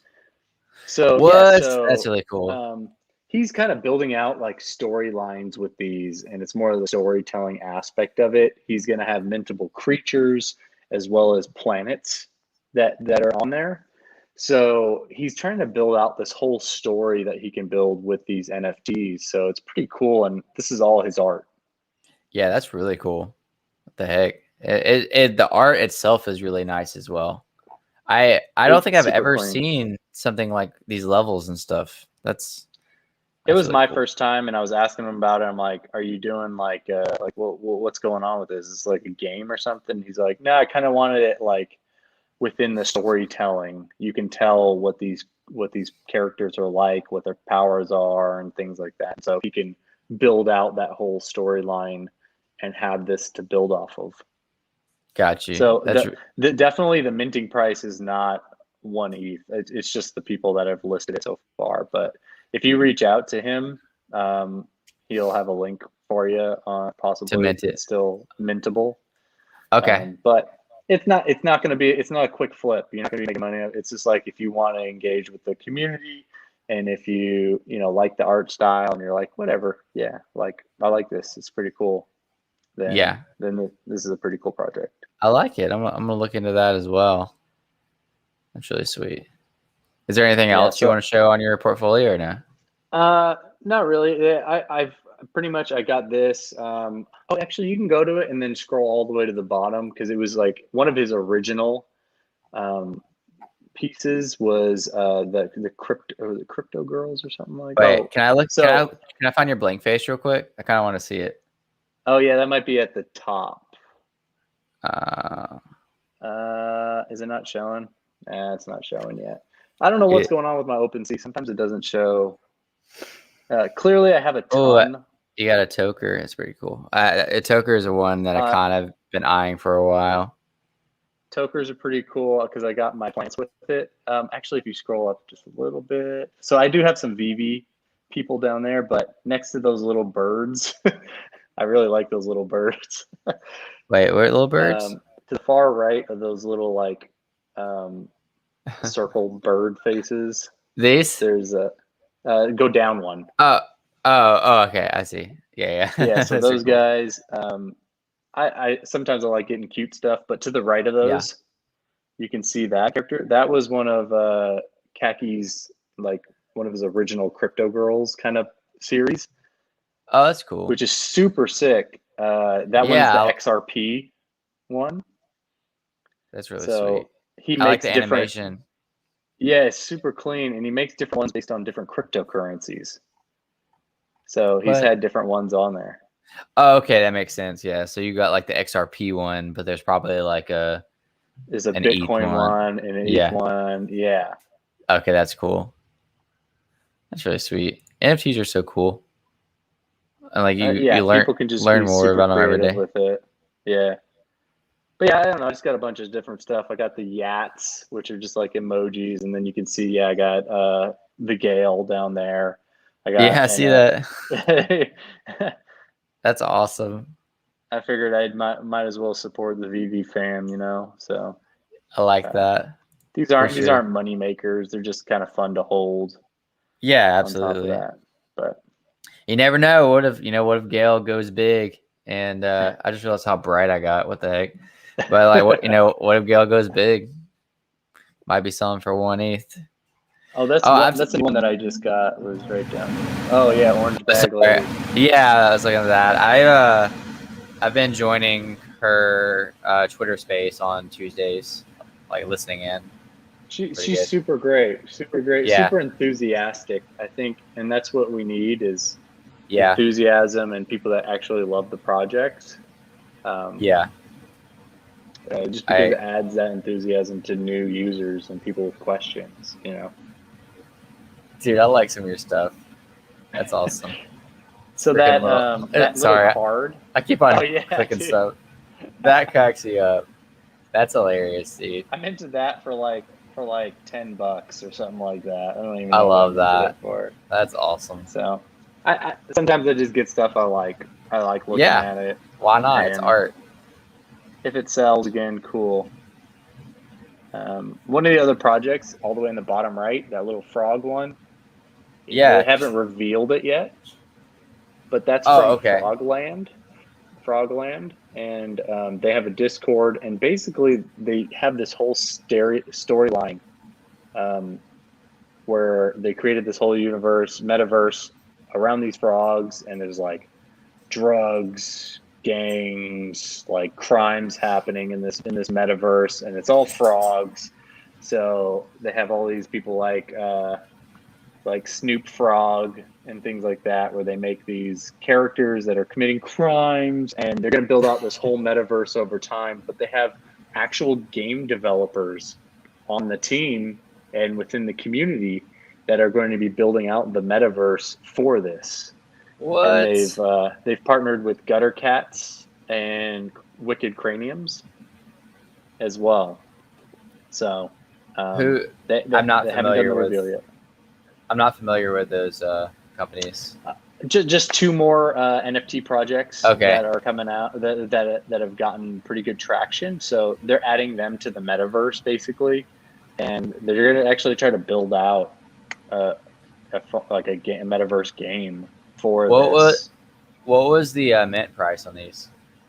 I wonder if it's still there. It was like 0.08 or something like that, or 0.07. Okay. It's just got the floor price right now. I don't think it shows mint. Maybe if I click it. The floor price is probably there because it's actually just word of mouth. They haven't been advertising. They don't want to advertise big. They want people that actually want the project because it's long term. Yeah. You can go to like frogland.io, and that's their actual website. Sorry, I'm taking you on a whole different freaking OpenSea tangent. Oh, dude, I just want to chill, man. I've been here. Somebody who was it?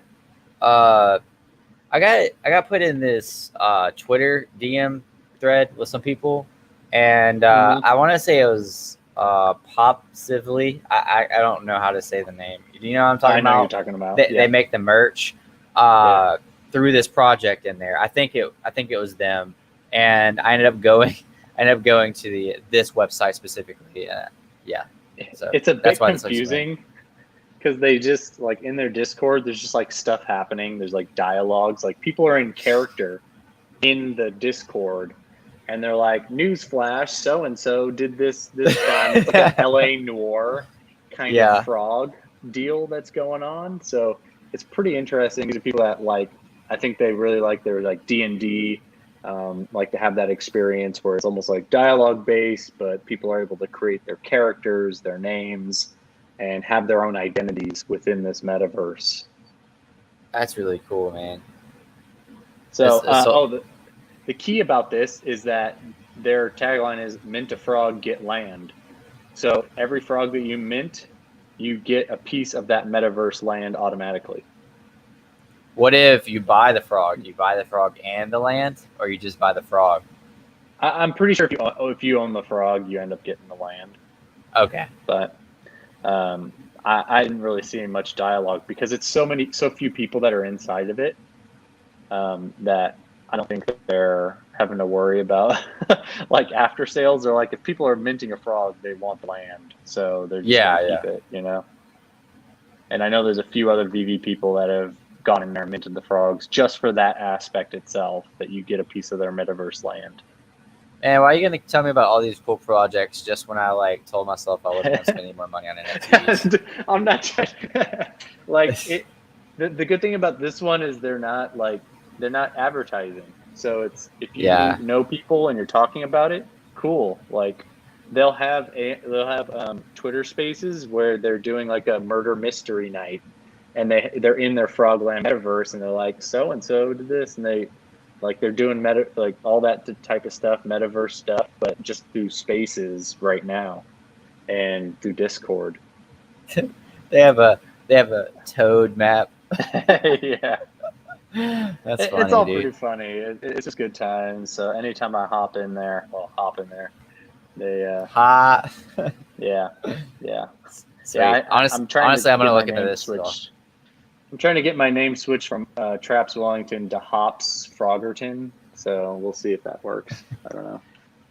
I saw your okay, so on your Twitter, is that why you got a frog in there?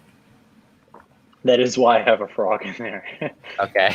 people were asking about the O, and I was like, it's just kind of a marketing thing for us, and to show like we support this, Yeah. and kind of identify people that we can just add and have conversations with. And the guy's like, oh, like I didn't know that, and I was like, we could totally add a frog to it. He's like, I kind of like that idea, and I was like, oh, I'll do it now. If anybody else I wants to like it, throw a man. frog. I like it. Man, Yeah, so I might have to free up some liquidity and get me a frog. I'll even put it in my Twitter. yeah, I mean, no pressure or anything like that. Like I like the idea that it's a longer term one, because Yeah. there's all these quick flip ones, but one that has actual game developers on the team and that are trying to over time build something out sounds like there's value to it. So Absolutely. I'm all about it. There's your financial advice from Traps Wellington. Yeah. Not financial advice. That's really cool, though. Yeah, we kind of went from the VV. Yeah, I never even got to VV. I never to even got this. to your blank face. I don't Is think this it's still your- showing up, man. Yeah, it's at the very bottom. Oh, Let's was see it what down you there? got. That's Pretty sick. I like the okay, are you gonna get one of those hoodies, by the way? So like if I don't know if you saw that, but if you're a holder of blank face, they're gonna have like exclusive merch just for blank face holders. You think you're gonna get one?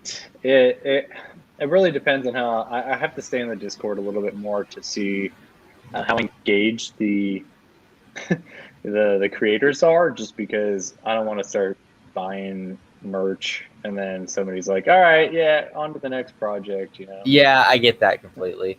I'm not gonna lie, like I'm excited for Blank Face. Like I bought into it and I like the mental health aspect. But like I said earlier, like I'm not as confident in the future because like they didn't have a clear roadmap yet. But like you said, like they're teaming up with other people and they're a little engaged. I think they should have done like a reveal party or something. Kind of got more hype for the reveal. Um, but yeah, I mean, we'll see what happens with my droids. Like my droid floor price isn't so hot, but I'm not worried about droids because like that's 100% a long term project. Like they have so much cool stuff coming that I can look forward to. That's really concrete, and that goes to a good purpose. So Yeah, no, totally. but this one's pretty cool. I see you don't have it listed yet. No. I'm trying to avoid, like, I'm trying not to list everything right after I get it and kind of get the lay of the land now. Especially after, well, I mean, I sold my 7s, profited pretty decently off of it, but, you know, I kind of like to see how the reveal goes. Yeah, I sold both of them pre-reveal. I would have too, without a doubt. I would have as well. I like the 7's artwork, and I like the anime feel a whole lot. But if I mint something for, what was it, 0.07, whatever the mint price was, was it 0.07? Yeah. And somebody offers me, well, it got up to 3 ETH, but it settled at like 2 ETH pre-reveal, right? Mine was about like 2.3, 2.4. Right. How you gonna pass that up? No, and it's funny because after I did that, people were like, "But what if it was the rarest one?" I'm like, "Listen, at that point, like you kind of won already. Like it don't matter." Yeah. Like, I mean, did you go back and check? I did look at them, and you know they were just kind of average ones. So okay, so you did well. You did well. And then I bought in one that I kind of like the style of. I kind of like the beanie and all that stuff in the background. So I was like, let me reinvest back in here. And then if something happens for it, cool. Like, so be it. But these are pretty sweet. Like I'm not gonna lie. Like the artwork looks sweet. I don't know. It's got that it's a cool project. To it. The next one that's coming up is what, Outcasts. That's the next like anime type project. So we'll see how that one goes. But there's that's the thing. You don't have to get into any of these projects right now because there's going to be another one next week, and another one next week, and another one next week. So like, it's hard to not feel the FOMO, but also like putting into perspective, there's going to be another one. You know? Yeah, absolutely. I didn't like having to like sell my life to get on the pre-sale list of the 7s. Yeah. How did you even do it? Luckily I was in there about like less than 2,000 people inside. So I was actually engaging with the mods and all them, and I was talking to them. I was like, what's going on? And then just for like 3 days straight, I was just in that chats, just like anytime they would chat, I'd be like, yo, oh yeah, I like this, and really just engaging with everybody, because that's really what they want, is engagement, and not just, I love the artwork. It's, hey, I'm having normal conversations. I'd be in the fitness chat talking to the fitness people, you know, all that just stuff. And that's eventually cool. they gave me the pre-sale, and I was like, thank the Lord, I don't have to spend 6 to 10 hours a day in Discord, you know? Well, like, yeah, because when I actually decided to care about it, I think there was like over 10,000 at that time. And it's like, you couldn't even keep up with chat, man. Like it was so busy. No, really the only way you're going to stand out at that point is by engaging with the mods directly. And by that time, they're probably not even having normal conversations, because there's just so much chat flowing through there. It almost, which like I understand why, but it almost felt a little fake, because like everybody just wanted to get on the pre-sale from chatting. But I mean, it was worth it to the people that got it. I mean, the artwork is really cool, and I like that it's based on like anime. I started to see that same feeling in the Oni group when I was in there, and everybody's just kind of like kissing butt And so Yeah, to exactly. try to get in there, it's like, are you going to sell your soul for this thing too? But you know, I guess I it's was just worth it having for that one. conversations. Yeah, I mean, if you make your money, and then if you don't like the project, you just go to the next one. Whatever. Yeah, What have you? But me being in those discords, other people see me when I hop into a new project. Like, hey, you were in that Discord. What's going yeah, on? And so it kind of helps you stand out to try to get on the next pre-sale. And you're like, I'm investing. Like, I bought in the last one. So yeah. I just found out about what I doubt it's even up yet. Storm X, is it? Have you heard about that? Where I haven't I heard of hate that I Storm don't remember the X. name. I don't want to. Let's see. Whatever. I'll just go to this. Go to Sky the X. Discord. Yeah, Sky Sky X. X. Yeah, it looked pretty cool. I'm gonna go to it. So it's really new. If you do How many join, I how many got a link people are in for you. there? Yeah. Let's get you on that invite pre-sale. There's 5,000 people in there, Okay. and let's see what they got. It looks really cool, but specifically, where's it at? I quoted it the other day because I thought it was really they're going to be they're gonna have a metaverse, and they're going to be a here it is. Okay, what section is it? We want you to bring your cross-game avatar where you can transport, customize your 3D avatar in the highest quality. Our design combines inspiration from our favorite gaming themes and love for sci-fi to deliver a truly unique metaverse-ready version of you. We're constantly innovating and evolving. We're exciting to show you more creation. So, yeah, they kind of want like like it says, like a 3D avatar of yourself that you can bring into this metaverse. They had it laid out better, but now I don't see it. So whatever. But yeah, I This just looks found out about pretty this. interesting. It looks pretty cool. Yeah. I'm interested to like see where it goes. Like I said, it's pretty new. Because I want to. what, I've been waiting for one that will make a super buff avatar that I can actually switch to my profile picture. Because Oh yep, this yeah, is the yeah. one. Well, this is it. Your buff avatar is right here. Yeah, she's hot. Yeah, that's the one. Apparently, they got like I guess they're gonna have like items too that Okay. you can mint. It's pretty cool.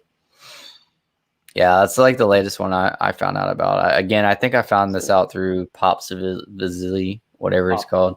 Yeah, I actually joined one of their one of the comic book ones that they shared, where you can mint a hero for their comic, and then you also get to help determine what their powers are and their backstory for the meta of the That's cool. comic, or for the lore of the comic. Yeah, that's genius. And then I Makes know, sense. I don't know if you're there for James's whatever his Twitter space yesterday, but he spoke with Coin Game Dev Squad. Mm-mm. They're basically every NFT in here is not only part of the game, but it's part of the game design. Like each one has a say so in how the game's going to be designed. Essentially, the holders are creating a game together. And the creator of it just had so much knowledge and insight into like the field and gaming. What kind of makes me sick is I could have minted one of these. I don't remember the mint price, but it was a lot cheaper than the floor price right now. I mean, the floor price is only Okay. 0.3, but like, I mean, obviously mint prices are No, usually I pretty don't know. cheap. Um, Really, my thing is now, unless I 100% know that it's gonna explode, if I don't get in on the mint, it's kind of out of my price range, and I'm not really too interested. Just me personally, because it's so yeah, hard to keep finding the capital to go and absolutely. reinvest and all that stuff. So I'm Yeah, trying it's to do that closed loop of for sure. reinvesting. It's going to be a play to earn blockchain game. That's what it is. Okay, so maybe So that's what we'll be streaming. yeah, that's the one we can stream. We just got to fork up some ETH right now, 0.3 Point ETH. three. I agree with you there. Like you don't want to be spending like, you know, 0.3 ETH adds up, and there's just so many things going on, you know, with again buying VV collectibles, buying Omi, buying other crypto, other like there's and then life, you know, you don't want to spend all your money on NFTs. I know. I've kind of promised to my wife. I'm like, yeah, I'm not putting any more money into these things. I was like, I set a good enough foundation where if I can't figure this out, I got to just stop doing one or the other, you know? Well, at least you've had some pretty good successes, though. I mean, I would say like your, you know, 2 7s alone was pretty awesome. Yeah, that was a freaking lucky time for me. So I'm not saying it's skill at all because it was just freaking sheer luck that I got in on that. And you know, I actually didn't plan on selling both of them. I might not even have sold one of them at one point, and then when I saw it going up, it was just kind of on the fly move. I was like, yeah, I gotta do it. Like this is too good of an opportunity. I think you did. I think you did good, dude. I don't know. Only I'm like hindsight, man. it's tough. Yeah, I know, because it's like, man, what if this is one of the ones that has like a 5 ETH floor or something like that? But exactly, I don't know what. Freaking know with these things, dude. Right. And I mean, VV collectibles are the same way. Like everybody's so on the comics right now, and like, don't get me wrong, like Marvel #1 comics are gonna keep going up. But I don't know. What if one day the comic bubble just pops and 3D collectibles are worth more again? You know, like yeah. Maybe it comes down to what are the collectibles doing? Like how animated are they? You know, if you get a Hulk that goes from Bruce Banner and transforms into the Hulk. Oh, that'd be sick, dude. That'd be insane, dude, right?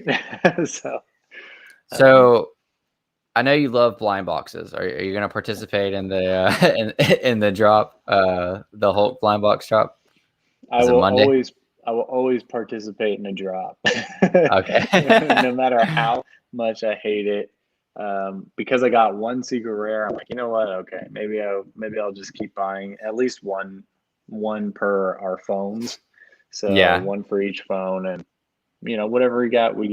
And yeah, I want to get more Hulk stuff, but what's up with the secret rare? He said, I'm about to check it. He said that that Spider-Man price. Let me check it. I'm on my phone, so I can't really check unless it'll. It's still at 4.5. Dude, still wild. So I ended up after I liquidated my Superman 44. I can't believe you got 44. That's crazy. The first on my hit list was the secret rare Spider-Man because I didn't get it on the drop. So I was super salty because that was the start of my downfall with all of the blind boxes afterwards. So what did you pay for your Spider-Man secret rare? It was 1.4. God, dude, you profited $3,000 on that buy. Yeah, it was just that timing alone, because it was at 2,100 for a while, and I just waited until the Captain America drop, and right before people dropped it all the way down to like 1.4, so I picked it up. Man, I swear I thought I got sub 1K, but I could be wrong on you that. could have. You very much could have, because at that point it just stayed there. Like after the Captain drop, it didn't go back up to 2,100. So I think people just kind of left it there and then undercutting. So if you got a less than that, dude, you got an even sweeter deal than me. So. Oh, I didn't buy it. Oh, okay. I was just saying I watched it for a while, and I thought it got that low, but maybe not. I wonder if that's going to affect. So, Brendan, I know Brendan just got here, and there's some other people here. Just to recap, there was a Twitter AMA tonight, and long story short, we have some new influencers, I guess, coming into VV. They got blue check marks on Twitter, so I guess they're important. And they're going to be doing a VIP Discord, I guess. I don't know what that's going to look like, but you're only invited if you're either holding a Todd, a secret rare Spider-Man, or a Superman FA. Todd McFarlane Batman. So yeah, you might see the prices of those go up if they didn't already, which I think Todd went up immediately. And Todd maybe Superman bumped up. Superman only went up maybe like maybe like 100. So Only I'm surprised Superman. We've Yeah. seen crazier pumps is the only thing. Like, yeah, Todd, what was Yeah, that, you're 600 right. before that? And then it popped up to almost 1,000. So, Brendan said, how much did that Superman go for? oh, Superman 44. Yeah. That one was like 6,800. Dang, man. It was. Heck yeah. I mean, it was. I probably could have held off and got even more for it, but for me, it basically means I can participate in drops. Yeah. And, No, you know, I do the like, same thing. I think I sold some comics the other day, and that was my thing. Was like, all right, well, I'm gonna participate in the next few drops because I sold this one comic. Dude, you know what? You're like slap on the wrist. You sell this, you don't get something. Yeah. You know what happened to me, by the way? So when Marvel #1 dropped, like the first comic, I bought a bunch of the uncommons. I was on live video like with Donkey Gooch like weeks ago saying I'm going to buy a bunch of the uncommons because they were going for like I think $20 or $30, 30 gems, something like that.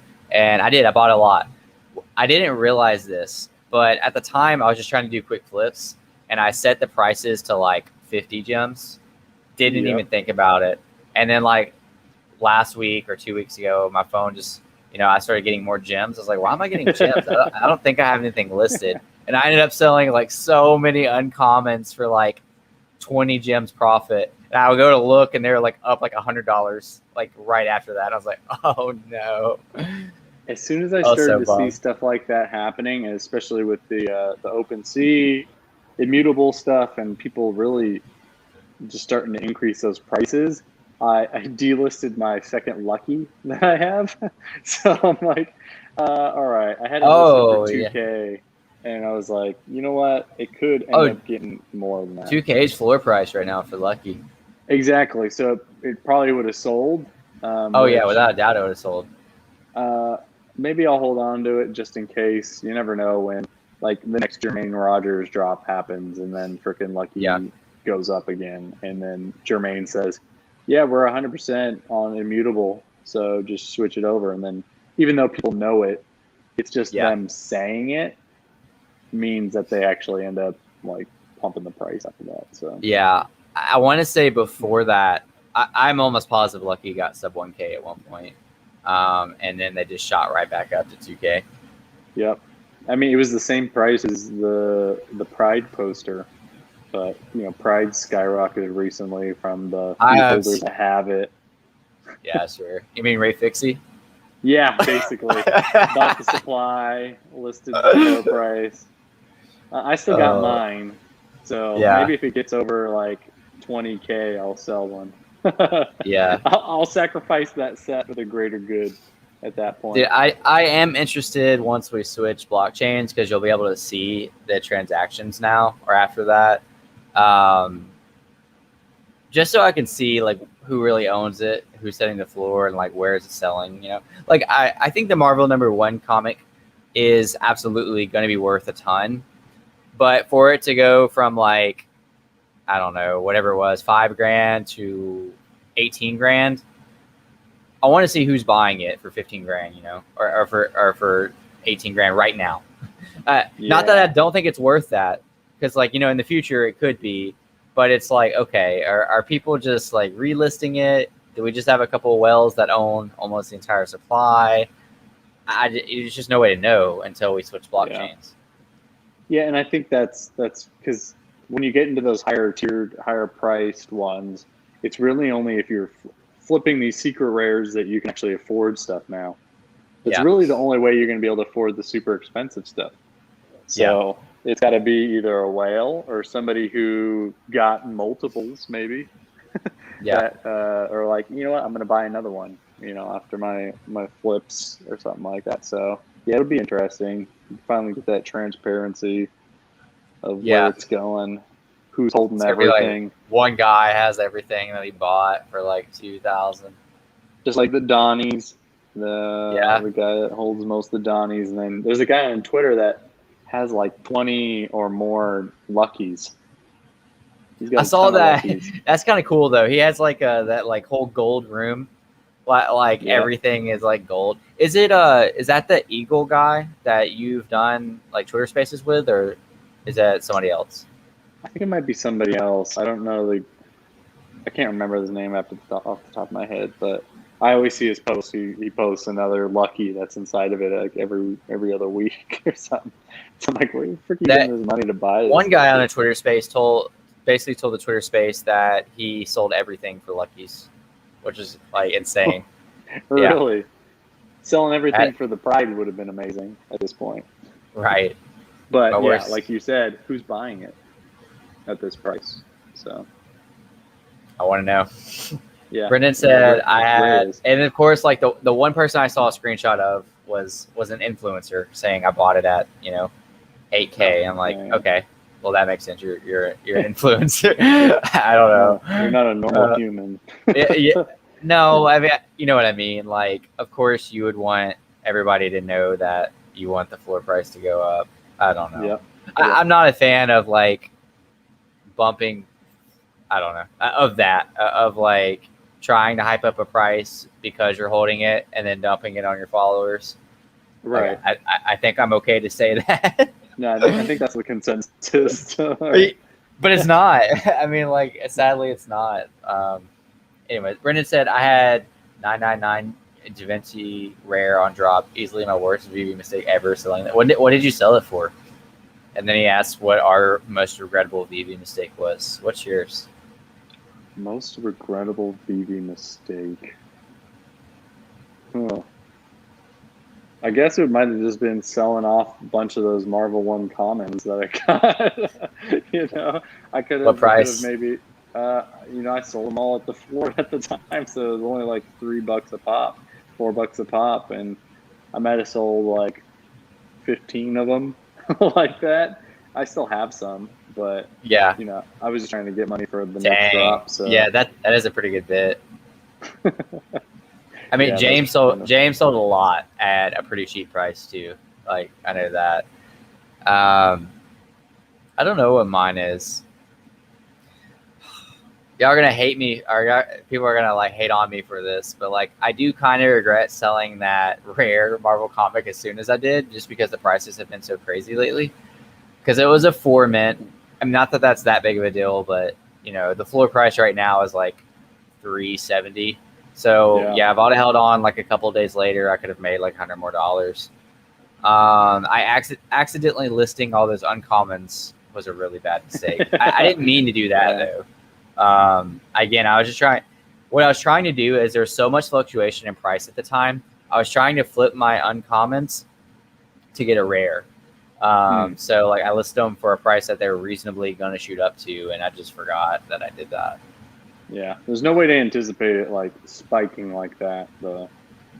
Yeah, I mean the Kang drop. The whole time I'm like, okay, I feel like I need to sell right here and then rebuy a lower mint, but like there's just no way to know. I got an uncommon on that drop, which was a pretty cool. I mean, the uncommon peaked at 240, 250, and then since then has dropped like 100. Yeah, I got all commons on that one, so yeah, still holding those ones. After the Marvel 1, I'm just holding everything really. Those are still like 150 though. The commons are, or maybe 100, but I mean either way they're good. Yeah. Somebody said hype up King Secret Rare. He has the King Secret Rare. Yeah. DJ said that's what Elon does with Doge, hypes and dumps on followers. Absolutely. Like I really liked Elon because I thought he was like a hard worker, average Joe that like made his way through his hard work.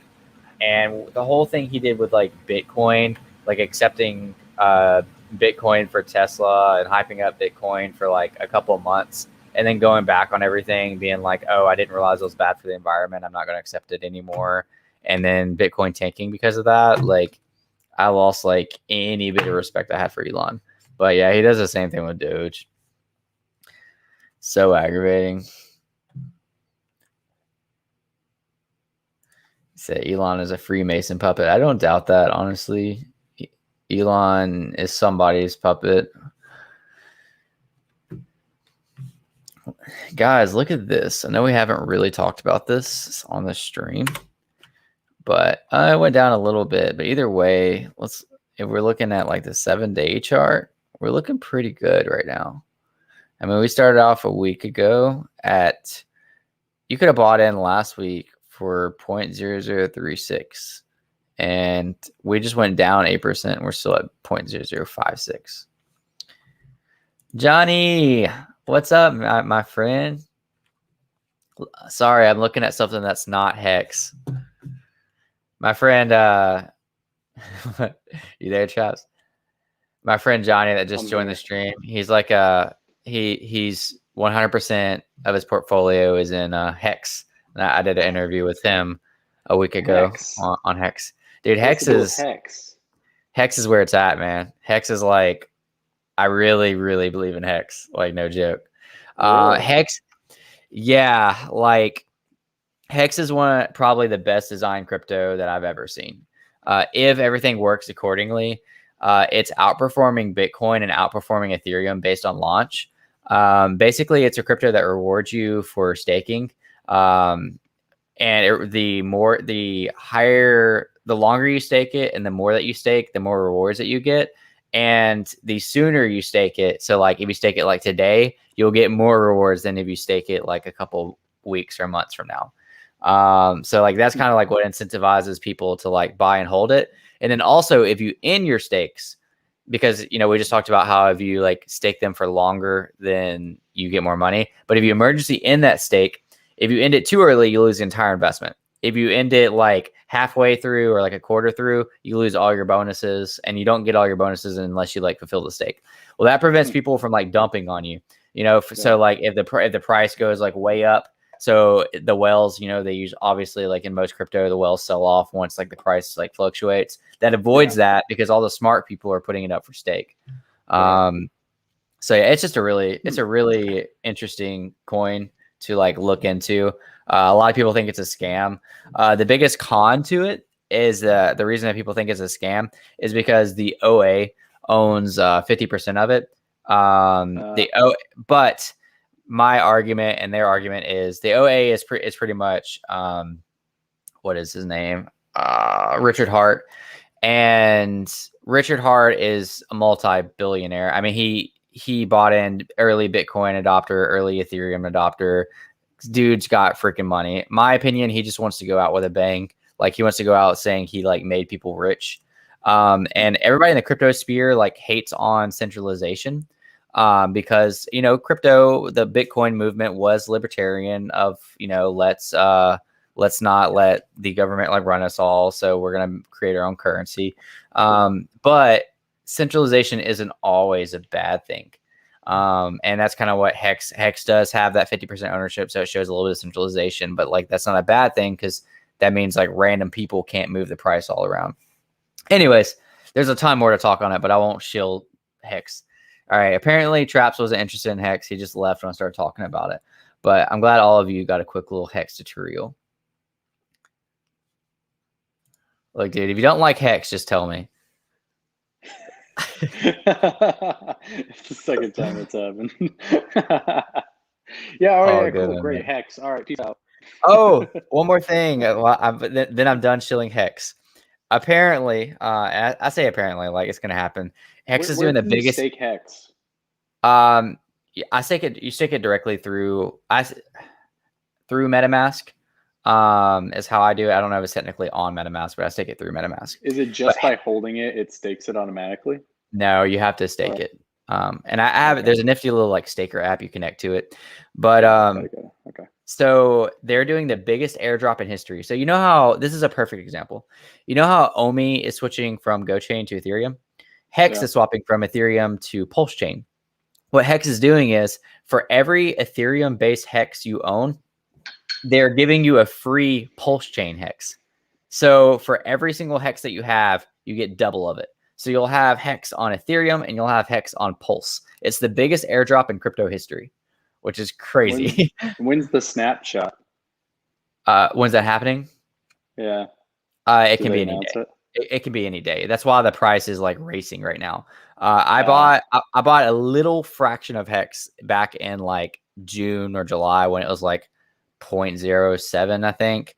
And right now we're at 50 cents. Nice. And yeah, and I've bought like a bunch of all-time highs on it because like I really do like my entire portfolio basically right now is Omi and Hex. I literally sold 15 different cryptos to go almost all in on Omi and Hex. Like it's crazy. And then I still hold ADA, but that's kind of for different reasons. Well, that one, yeah. I know my brother's been more into wanting to just get staking ones as well. So, dude, tell it not to like show my own video, but seriously, I think mine and Johnny's conversation about it last week is probably one of the best resources that you can get on like what is Hex, how do you stake it, and all that fun stuff. Oh, cool. Then I'll have to send my. I'm gonna watch it. Have my brother watch it too because he's been looking for more staking opportunities. He wants more of that passive income too, and he just wants to kind of stake it and let it ride. You ready to have your mind blown? So you know how I told you the sooner you stake, the more you stake, the longer you stake, you get bigger rewards. So those rewards are called T shares. If you own one T share, which is relative to whenever you start, that's how much Hex you get every single day. So right now, if you own a T share, you're getting around what is it, Johnny? You know, I think it's around 5.8 Hex per day. So we'll say 6 Hex per day. Right now, Hex is only worth 50 cents. So you're getting, a couple dollars a day. That's pretty cool. Dude, Hex is predicted to go to insane numbers. And again, I'm not going to try to be a moon boy in this chat. But look it up. Hypothetically, if Hex even hits $10, and you're getting 6 a day just from one T share, that's $60 a day passive that you're not doing anything for. Okay. Now let's go moon boy. Let's go. All right. Hex is going to do insane. It's going to have the 3rd largest market cap, which I believe it could. A couple of years from now, Hex is worth $100, and you're getting 1 T share a day, and you're getting around 6 Hex a day. You're getting $600 a day for existing. Like that's where it starts getting insane, man. Yeah. And again, that's the stuff. If you don't abide by the full length that you stake it for, you this is kind of cool too. You lose all those bonuses. You know who all the bonuses go to then? Whoever's still staking. So when people emergency in stake, their rewards distributes to all the other people that are still staking. So it's kind of at that point a matter of who's holding the longest. That's why they incentivize you. Like the first time I ever staked Hex, I staked it for 15 years. But you're supposed to make a ladder. You're supposed to not supposed to, but the best way is to make a ladder, like stake one for 15 years and then work your way down. Like Johnny has a stake on 1 through 15 years. So every year he's cashing out, if that makes sense. So you choose how long you want to stake for each time. Yeah. You're staking it. Okay. And there's a calculator that shows you like how much T shares you're going to get based on how much money you put into it and how long you want to stake it. And then you decide from there, if the T shares are worth it. Oh. Yeah, I'm going to watch you guys' video now. You should, dude. I went all in on Omi and Hex. And I hold ADA for sentimental reasons. The guy who got me into ADA was one of my friends, and he passed away in a car accident a couple weeks ago. And that is the only reason I didn't sell my ADA, because it's kind of like I'm kind of waiting for his price point because he got me into it, and I know his exit plan. And so it's like a sentimental thing to me on why I'm not selling, or else I would have sold. I would have sold it. I would have sold ADA as well. Man, yeah. The only ones my ADA is automatically staking in my wallet, and then I have VeChain, which is staking, giving me VThor, and then I have Pancake, which I'm staking a bunch on Pancake because they have an automatic compound in Pancake Swap, where if you stake it there, literally it'll, whatever interest you get, it'll restake it again. And so it's about I think it's like 85% APY right now, which isn't too bad. Oh, heck yeah. That's awesome. A staking percentage. So I'm always looking for staking opportunities and ones that are like that build. So I think Hex is going to be the next one I need to get a position on. Have you ever looked into ILV with Illuvium's token? I've only been in the Discord for a little bit, so I haven't really done all the research. I know they got the game going and everything, but Yeah. not too much on the crypto side of it. I almost I got some comments, sorry. I almost FOMO'd in, and then I think I ended up spending all the money on NFTs because it like 4x. It was like $100, and I was looking at it, and the next time I looked at it, it was like $450, and I was like, oh, because they released the Illuvium game trailer, and it 4x the token. So actually, I'll pull this up right now while I'm talking about it. That's not it. Why I keep on typing in stuff, and it's like not the right thing when I click it. So yeah, ILV was you do like let's see the 90-day chart. Yeah, it was like down here in July in the hundreds, and then the trailer came out and some other good news came out and just bumped up. But if you've looked into it at all, the APY on it was around 700%, like originally. But there's so many stipulations to it. You have to pay gas to remove it. Kyle disagreed on this, and he probably knows more about it than me because we had a conversation about it. I swear I talked with one of the devs, and they said that if you withdraw your staking rewards, you have to wait a year until you actually get them in like ILV or cash or like until you can cash out on it. Right. Well, for me, that's scary because you're dependent on this game to do well. If the game doesn't do well, the coin's not going to do well. Granted, they have other games that they're going to come out with. But it's like I don't want to be holding all this ILV, not able to cash out on it, and next year it's worth nothing. Or, This is cool, or you can cash out and it's called SILV, and that's like the game's currency. So you can immediately cash out all your staking rewards if you put it directly into the game. So if you're going to play the game, you're going to like the game, and the game is play to earn. So maybe that will probably give you an advantage to be able to like earn the NFTs through having that. It'd be a good idea. But I would consider ILV risky. Although if the game does really well, this token's going to do really well because there's only like 7 million total supply. That's like stupid low. Like what other coin are you investing in right now that has that low of a supply? Yeah, seriously. It's fun stuff. Yeah, though. See, I just didn't. As soon as I started getting into the NFT space, like all of my life has been consumed on reading new projects, whitelists, the roadmap, and what's the future of the Discord, and man, it's I love it, so dude. much going on. I love how much you're involved with. Like going through your OpenSea earlier, kind of like blew my mind. You know, like there's so many projects. And yeah, majority of those are just like, I think this is cute, so I'm gonna get this art piece. So, you know. Yeah.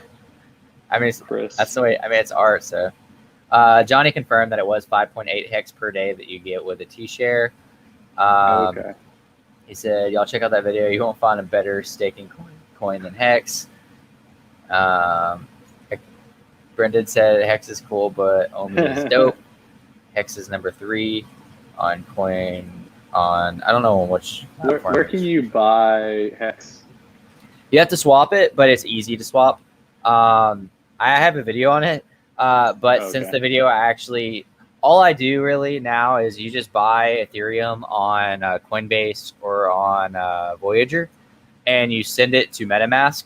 And through MetaMask, there's actually a swap button. I don't know if you ever used it. Literally just says swap at the top. And you just, I usually swap it, and I change the slippage from 3% to 4% just to make sure it goes through. And you just choose Hex, and it swaps your Ethereum for Hex. Okay. The reason I started doing this in Trust, but I've never swapped in MetaMask before. So. It should be the same thing. The reason I changed slippage is because there was one time Hex was making a run, so a bunch of people were buying in, and my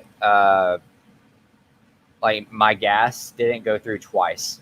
So I paid over $100 in gas twice, and both transactions failed.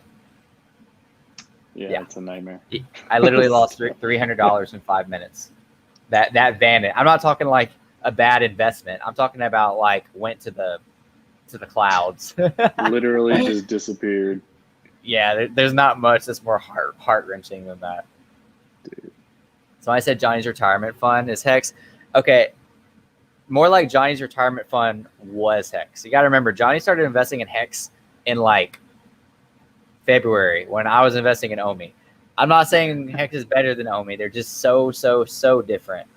But yeah, if I would have put as much in as into Hex as I did Omi back in February, I'd be retired right now. But you know, you win some, you lose some. Yeah, you never know with these freaking coins, man. But we're Somebody at said like, what's up? It? Yeah. Somebody said Bitcoin's dumping. Uh-oh. Makes sense. The whole market's kind of looking bad. Yeah, dude. I definitely didn't mean to keep you this long though. So like, I know you got stuff to do, man. All good. I've been enjoying the chat and everything. Yeah, me too. Me and Traps are gonna start an NFT play to earn gaming together. Yeah, I'm right? for like once I get my next big sale, it'll have to be computer buying portion where both my wife and myself get a new computer. So that'll be the next investment because I can't be going into the metaverse on my phone. So into the VV-verse. Yeah. Oh, absolutely. Yeah. Well, that'd be awesome, and hopefully sooner than later. Because like for real, I want to start playing some play to earn games. How do you know a lot of the different play to earn games that are out there right now? Other than like people recommending them to me, I have never actually looked into one. I looked into Illuvium, but Illuvium doesn't come out until like I don't think they have an exact release date. Illuvium looks cool though. Like it kind of looks like Pokemon. Its own like I style. saw it. Yeah, because they got all the different types and everything that you can end up. I mean, you end up owning it. So if it's an NFT and capturing it, so it's really cool the way that it works. I'm more than down. I just gotta now upgrade my system. That's why I didn't do the VV or the VV Comic Con little multiverse thing. Oh like, yeah, I'm not even gonna go onto that thing. And then I watched a couple videos, and I was like, okay, it's definitely ain't gonna be what the VV-verse is. So yeah, yeah. That was a little lackluster, huh? Not my favorite. I'm glad that it wasn't on the homepage. Personally, it didn't market because it wouldn't have been a good. People would have associated that with VV, and that's not a good look. Now, aren't we going to be the leading NFT at the New York Comic Con? It looked like we were right there in that big section, so I think we're going to have a big presence, especially now with Marvel announced. I mean, they have to be like, all right, this is the place to be. So cool, man! I'm excited. There's that, and then they also have the I don't remember what the expo was, but it's going to be one with like Ron English there, Kozik, Jermaine Rogers. It's that kind of like indie artist convention, but also that's going to be there is like Brick Bears, Cause. I think they're all going to be there too. So I'm wondering if maybe they announce those ones around that time. We'll see. Yeah, that'd be really cool. Con exclusive as well. Yeah. Huh. Man, there's just so much in store. I'm excited. And I don't even know these things. Like I didn't collect these things. I'm not a big like indie artist guy, but I know once it comes on VV, I want it. So it's become the amount of things Pokemon. The amount of things I've bought and just don't know much about on VV. What I mean, I was racing somebody to spend content. Right.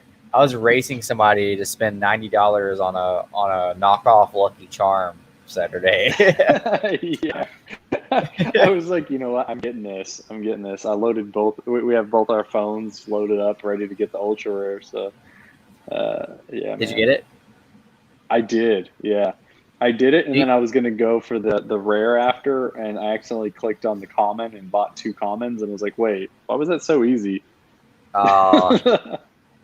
Do you follow any like tricks or anything like that to get the drops, or do you just click fast? Or before I used to I used to watch all of Granola Warfares and VV Vaults, their stuff, and ever Yeah. since once they gave out those tips, I pretty much just mash the button now, and I'm right next to my router. So I pay for the fastest internet we can have out here, and I'm just like, just freaking take off my phone case, mash it up, dude. Well, because is the taking off your phone case because like to help with speed or just kind of speculation? Yeah, that just in case it might interfere with like a small fraction of the speed that you can tap it, or I know case back and forth. Like the Star Trek drop, like I don't know how fast it sold out, but like I was happy to get the USS whatever. I'm not a Star Trek fan, but I bought it anyways. Then I get on Twitter and you're like, yeah, I got both. I'm like, what? Yeah, it's pretty much as soon as I get the one that I want, I'll just try to get one on the rebound. So just a tip for anybody that's in here and for you, when you click it and then it says error out, don't back out of that screen. If you still have the buying now button, keep it there and just keep mashing it until you got tired of it. If it kicks you out and then you come back in and it says sold out, you can't do it anymore. Yeah. But sometimes it'll keep that buy now button on there even though it's sold out, and just keep mashing that. And that's how I've got some on the rebound. That's really cool. I've never got that before, but isn't that from basically transactions don't go through, so they like put them back out? Yeah. Cool. So if somebody didn't have gems or they didn't do the CAPTCHA in time or something, or their transaction just failed after they had reserved it. So pretty much from like 5 to 10 minutes after the drop, potentially. Like I've gotten one 8 minutes after the drop. Wow. And was just in there for 8 minutes straight. Like, nope, I'm going. So, sometimes you can get lucky and get another freaking ultra rare or something like that. So I'm gonna try that next time. I was in the middle of worth it. I was in the middle of I played disc golf a lot. I was in the middle of a disc golf tournament Saturday during the drop, and I was literally like, my turn to throw, and I was like, shoot, and I was like trying to click it as I was like selecting my disc, and I didn't get it. So I clicked it. I clicked it a second too early, and it rendered, and I was screwed. Have you been lining up the error message with the buy now? This is what you got to do. When you tap buy now, you'll get an error message. Sometimes it's above the buy now button. Yeah. Get it? Let's line up the screen to where when you hit the buy now button, the error button lines up exactly in the same spot. So then you just keep tapping in the same spot, and it'll get you out of the error button, and then let you click the buy now button. I like that. Never even thought of that. What the heck? Line that up, man. It's game changing. That's how I mashed through getting it on the first time, like in the original drop portion. So highly recommended. Heck yeah, I need to do that. I'm thinking about making a video of just like the basic, because like I know there's Chris said that's what I do, and he's the one. He's gotten some really good stuff. Yeah. All right, I'm gonna have to keep that in mind.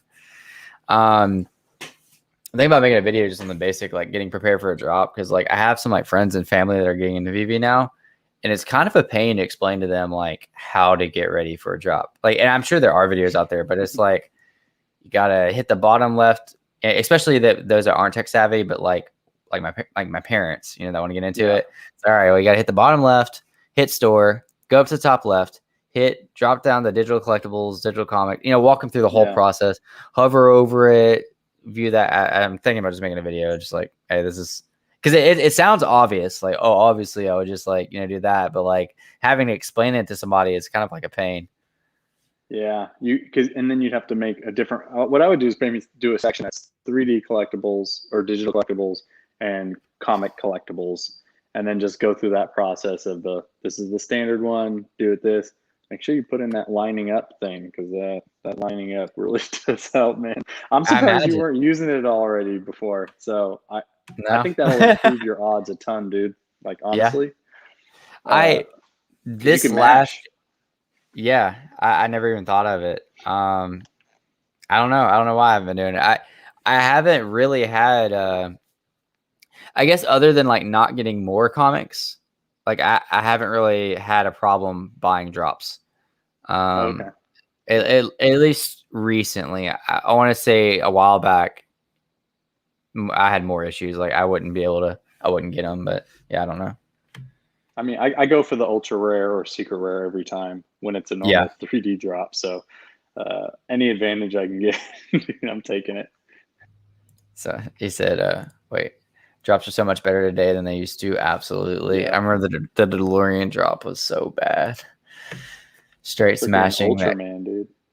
Oh yeah, Ultraman was bad too. I never got an ace either. I actually still don't have an ace. I need to go snag one while they're cheap. Yeah, definitely that while it's down. Do you know it counts as a set? They're gonna drop Ito soon. Yeah, apparently. Apparently. He said before, or he said by the end of season 2, which is October. Yeah, yeah. So it's coming up. I'd pick up that ace for that complete set, dude. I know. Wait, the posters don't count, right? Like you don't need the posters for the Ultraman set. No, that's a whole different set in itself. Yeah, that's what I thought. Yeah, I'll probably cancel and buy now. That's right, man. Ultraman Ace is probably going to be my next one. Although Ito, if I miss it, I feel like that thing's going to, just because the sheer how annoying it is that it hasn't dropped. The thing's going to be worth like 1K floor price. Like at least it will until they announce Iron Man or the transformable Hulk. Yeah. Yeah, then people are going to be going for that. And that's the thing.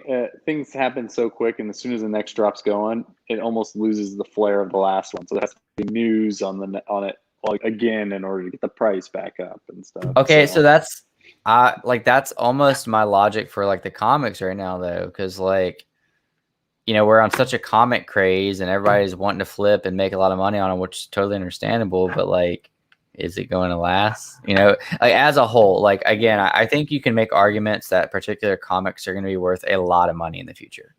I think Kang is a great example. The Marvel #1, Secret Rare, really all those first appearance of blah blah blah. But like as a whole, like are every one of these comics going to like blow up and stay? You know.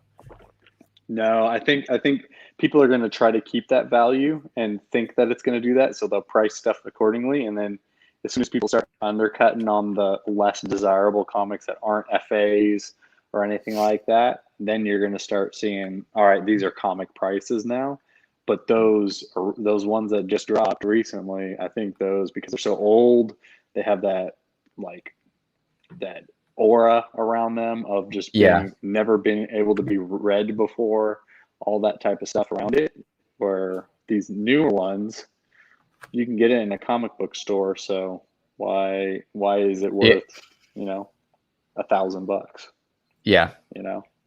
I mean, there's like 30. Literally, I looked it up. I think this is the right number. There's around 30,000 Marvel comics. You know, and not that VV will release like every single one of them, but it's the market's eventually going to get diluted. and they're making, you know, hundreds of them at least, maybe even thousands every single year. So yeah, that's true. Who knows? And then the collectibles might overtake them again. Then my Becky's going to be worth more than the rare. The rare Marvel. Don't regret the Becky. Never regret the Becky, man. I won't regret the Becky. Yeah, because all I need now is Rizzo to complete that set.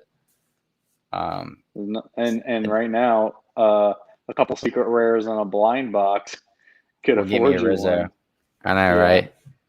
So. You hear that, Chris? You just got to lend me a secret. Lend me Kang for, you know. Yeah, dude. Let your boy get Kang, man. Come on. I'll give you what you paid for it. Jeez, he'll give you retail, bro. Retail, man. I'll give you a couple bucks over retail. It's funny because the USS Enterprise, I ended up getting 2 ultra rares on the drop, and my boy was like, I didn't get anything, and I was like, I'll sell you at retail, dude. And that was before I even saw what the price was. It wasn't even a good one to hold on to anyways, you know. I'm actually surprised. I know a lot of diehard Star Trek fans, so like I feel like Star Trek is eventually going to go back up once like collectibles get the spotlight again. Yeah. And people start thinking about it more. I don't think the right people were in there yet. Yeah. I mean, there's some diehard Star Trek fans out there, like for sure. I'm not one of them, but they're out there. I'm not either, but I wanted it, so Yeah, for that's all sure. I It need. was really cool too. I mean, it like the scalability of it. Like I thought that was really cool. Yeah, I don't know. yeah. I mean, I made a little video about the board cube too, so Yeah. that was pretty fun to make. Technically, I'm supposed to be still trapped in it, according to my video. So if you haven't Shout seen it, maybe shout go out to Traps see what videos. that's like. I kind of want to like, obviously with your approval, it wouldn't matter. Like it would be copyright stamped anyways, which I wouldn't care about. But like, just do like reaction videos to your funny VV videos. Dude, I honestly I don't care. Like it doesn't matter. I only have 318 people, 319 people there. So if you have a whole different, group of people, dude, freaking do some for some reactions. I don't care. Yeah, If it was a flop, just be like, dude, this video sucked, Traps. it might bring you some people over, dude. Like I'm all for it, dude. So we got, for some reason, we've been talking for a long time, and it's late where I'm at, and we like steadily are having more and more people in here. We have 14 people in here right now. So to the 14 people, if you're not following Traps Wellington on YouTube, he makes a bunch of funny VV videos that just kind of like mix things up. He makes more than just unicorner videos, I swear. Yeah, hey, don't go to the playlists. He makes videos about labbit buttholes and you can see what's the one? What's up? What's your favorite one? Oh, what's your favorite video you think you made? Favorite one. If you scroll down a bit, let's see. You want to play a section of it? You know what? I really do. I have the Cthulhu one's really good, but I also like the Labbit one. Let's go to the Labbit one. So you can see the Labbit butthole right there over to the right. Yeah. Do you want me to play it? Yeah, you can play it. It's fine. What part? You know what? Even just the intro, so you can hear kind of what's going on. Because I try to keep it high energy. I like it. I think we have the same length hair. Yeah, mine's been progressively growing larger, or like longer and longer. I don't even know if you can. Can you guys hear it? Can you hear it? I can hear it. I don't know. Hopefully, Stream can hear it. Hey, Stream, can you hear this? Can you not hear it? I can't hear it myself, but that might just be.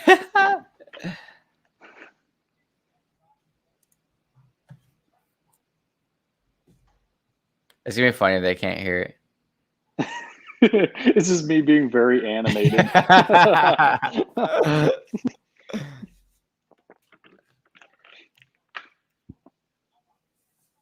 Dude, man, that shirt is fitting me nice and snug.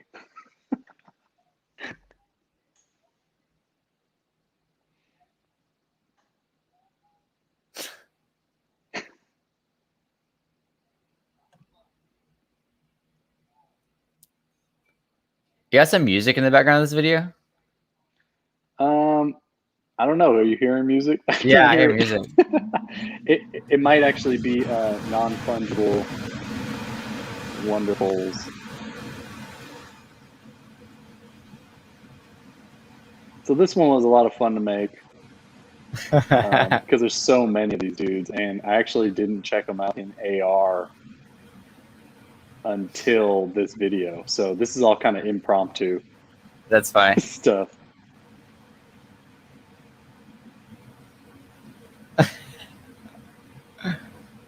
I've actually never seen one in AR, not gonna lie. You know what? That's been the most fun with these things, is putting them in AR and just trying to figure out like what fun can I have with these guys. And the rabbits are freaking hilarious, dude.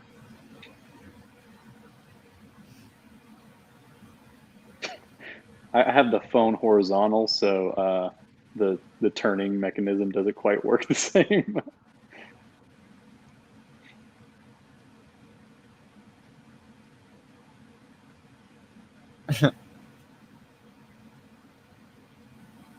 That's that's pretty funny, actually.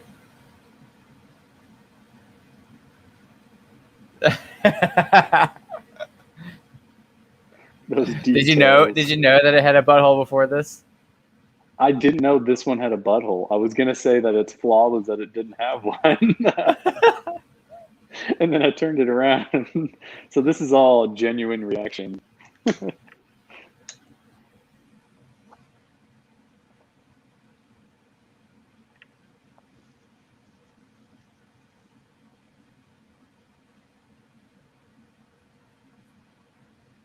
And at any Do you have point, if the- you don't want to watch the rest of it, you don't. Do you have to have watch the whole rest of Labbit it. collection? I do. I have the full set. Yeah.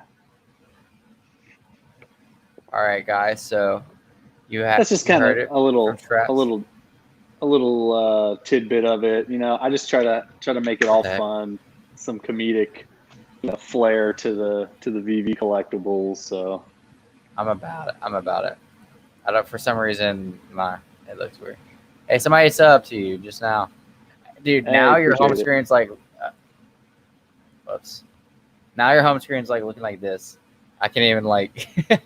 I can't even see the playlist. Yeah, Man. funny thing. Go back to the search and then just press enter on it again. If you can see my profile picture, it's me standing in front of all of my Jermaine Rogers I love that. Choices Rabbits and looking like a magician. So I sent that Ah, in to my best friend who was getting married, and that's me in the groomsman suit. heck yeah. That's awesome, dude. Well, So yeah, appreciate the subscribe to the new person. absolutely. Hopefully you get a little bit more. You know, some people go watch this afterwards. I don't know if anybody not watching this live is going to make it to this point. If they do, then props to you, whoever Dude, you are. they watch a 3-hour stream. If you watched a 3-hour stream and you made it this far, like, I don't know. You get a high we five. covered a and lot of stuff, man. We something covered a lot. else. Yeah, man. Same time tomorrow night. I'll have to get that approved by the boss lady. Yeah, I'm pretty sure my wife went to bed without telling me, and that's usually not a good sign. Well, I appreciate you inviting me on, finally getting to meet you and everything, but obviously we got to do this. We got to do this again, talk some more VV, more crypto, more play to earn games, because Yeah, man, absolutely. I'm trying to get on that level. So once I get that laptop or computer. Yeah, I'm gaming. so serious about like streaming play to earn games. Like, I've talked to a few people about it, but like it's just untouched like territory, you know. And it's something like you said, like play video games and earn money. Like that's anybody who like likes games, like that's a dream. And Yep. it's like obviously we're not like probably making a living here, but like being able just to like kind of get some incentive to play games is really cool. Hey babe, I earned 50 cents tonight, you know. Yeah. You know, playing Hey, this game. Listen, that Starbucks is on me today. Yeah. It's just a cool concept, especially like, you know, incorporating NFTs with it and stuff like that. Definitely. I'm into it. So, all right, Traps, I appreciate it, man. I did not intend to keep you this long, but I'm No, very all thankful good. you came on, man. And we'll have to do this again. So, All right, bro. Appreciate it. Catch you later. see ya. Gonna be in the All right, till spaces. next time. Absolutely. All right, peace I'll see y'all over Twitter. All right, man. Peace out, man. Everybody who's on the chat, thank you so much. I appreciate you guys for tuning in with me. It's been 3 hours and it's like midnight where I'm at. So yeah, we've been killing it. And you notice I've been like, I guess a little giddy, a little smiley tonight. Like I'm really excited where everything's taking us. Like seriously, that Twitter space got me so positive today about the future of VV. I think we're early, you know, like that's a meme, you know, people say and like make fun of it, but like seriously, like there's some big influencers coming on and you see the hype going up and then you have like other people who just feed off of hype coming in, which like I'm usually not about, but like it's still it's still cool. Like we found this project before like a mass majority of people found it, even like in the crypto field. That Twitter space was filled with people who like know a ton about NFTs, a ton about like crypto, and a lot of them still didn't know what VV was, still didn't understand it. They didn't like, it's just brand new to them. So it was really cool to see that. I think VV, we had a couple representatives, Foster being one of them, did a really good job at carrying the torch and kind of defending VV. You know, it was almost like a Bored Apes versus Disney and Marvel collectibles for a little bit. And I think we did good. I think there's a bright future ahead. I hold OpenSea collectibles and I hold VV collectibles, but I hold a lot more VV collectibles than anything. So I'm hype. Just to recap, if you haven't been here the whole time, which I'm pretty sure none of you watching right now have been in there the whole time, me and Traps really spent a decent amount of time talking about the Twitter space tonight that happened. That was some of the e-commerce team and people from other companies. And the biggest takeaway is there's these two guys. I'll show them to you real quick. Let's see. There's Dan Schawbel. He's a New York Times bestselling author, managing partner of Workplace Intelligence. You can go read about him here. He's got a blue check mark on Twitter. And Jeremiah Owyang. I connect companies to their customers using technologies, entrepreneur, speaker, analyst, blah, blah, blah. These two guys came out of left field. I don't know a lot about them. But what I do know is they're holding a private Discord for people that are holding a Todd McFarlane Batman, a FA Superman, or a FA Spider-Man Secret Rare.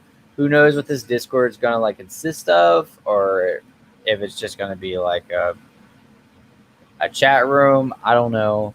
But it's pretty cool that it almost adds utility to holding one of those items. I personally hold a Todd McFarlane, one of my first collectibles I ever bought, still holding to this day. I would love to get a Superman. I almost bought one last week and bought a sub 1K Becky instead. Hindsight, you know, would have been great to buy a Superman or whatever. Anyways, if you made it this far, if you're still watching, thanks so much. Don't forget to like this video, subscribe to the channel, and I'll see you guys next time. I do have a Discord, by the way, which like I'm very active on, and a lot of other people are very active on. I say a lot. We got a couple of really active people on there. I'm gonna go ahead and drop that in the discussion right now. I would love if you guys join the Discord. It gives updates on my YouTube videos, but also we just like we talk, we hang out about NFT projects, crypto projects, stocks, all that fun stuff. So I'm going to go ahead and drop that invite down below, and I'll attach it to the video later when I feel like editing this, if I edit this tomorrow. So there's the Discord. If you want, go join it. I'd very much appreciate it. And until next time, guys, peace out.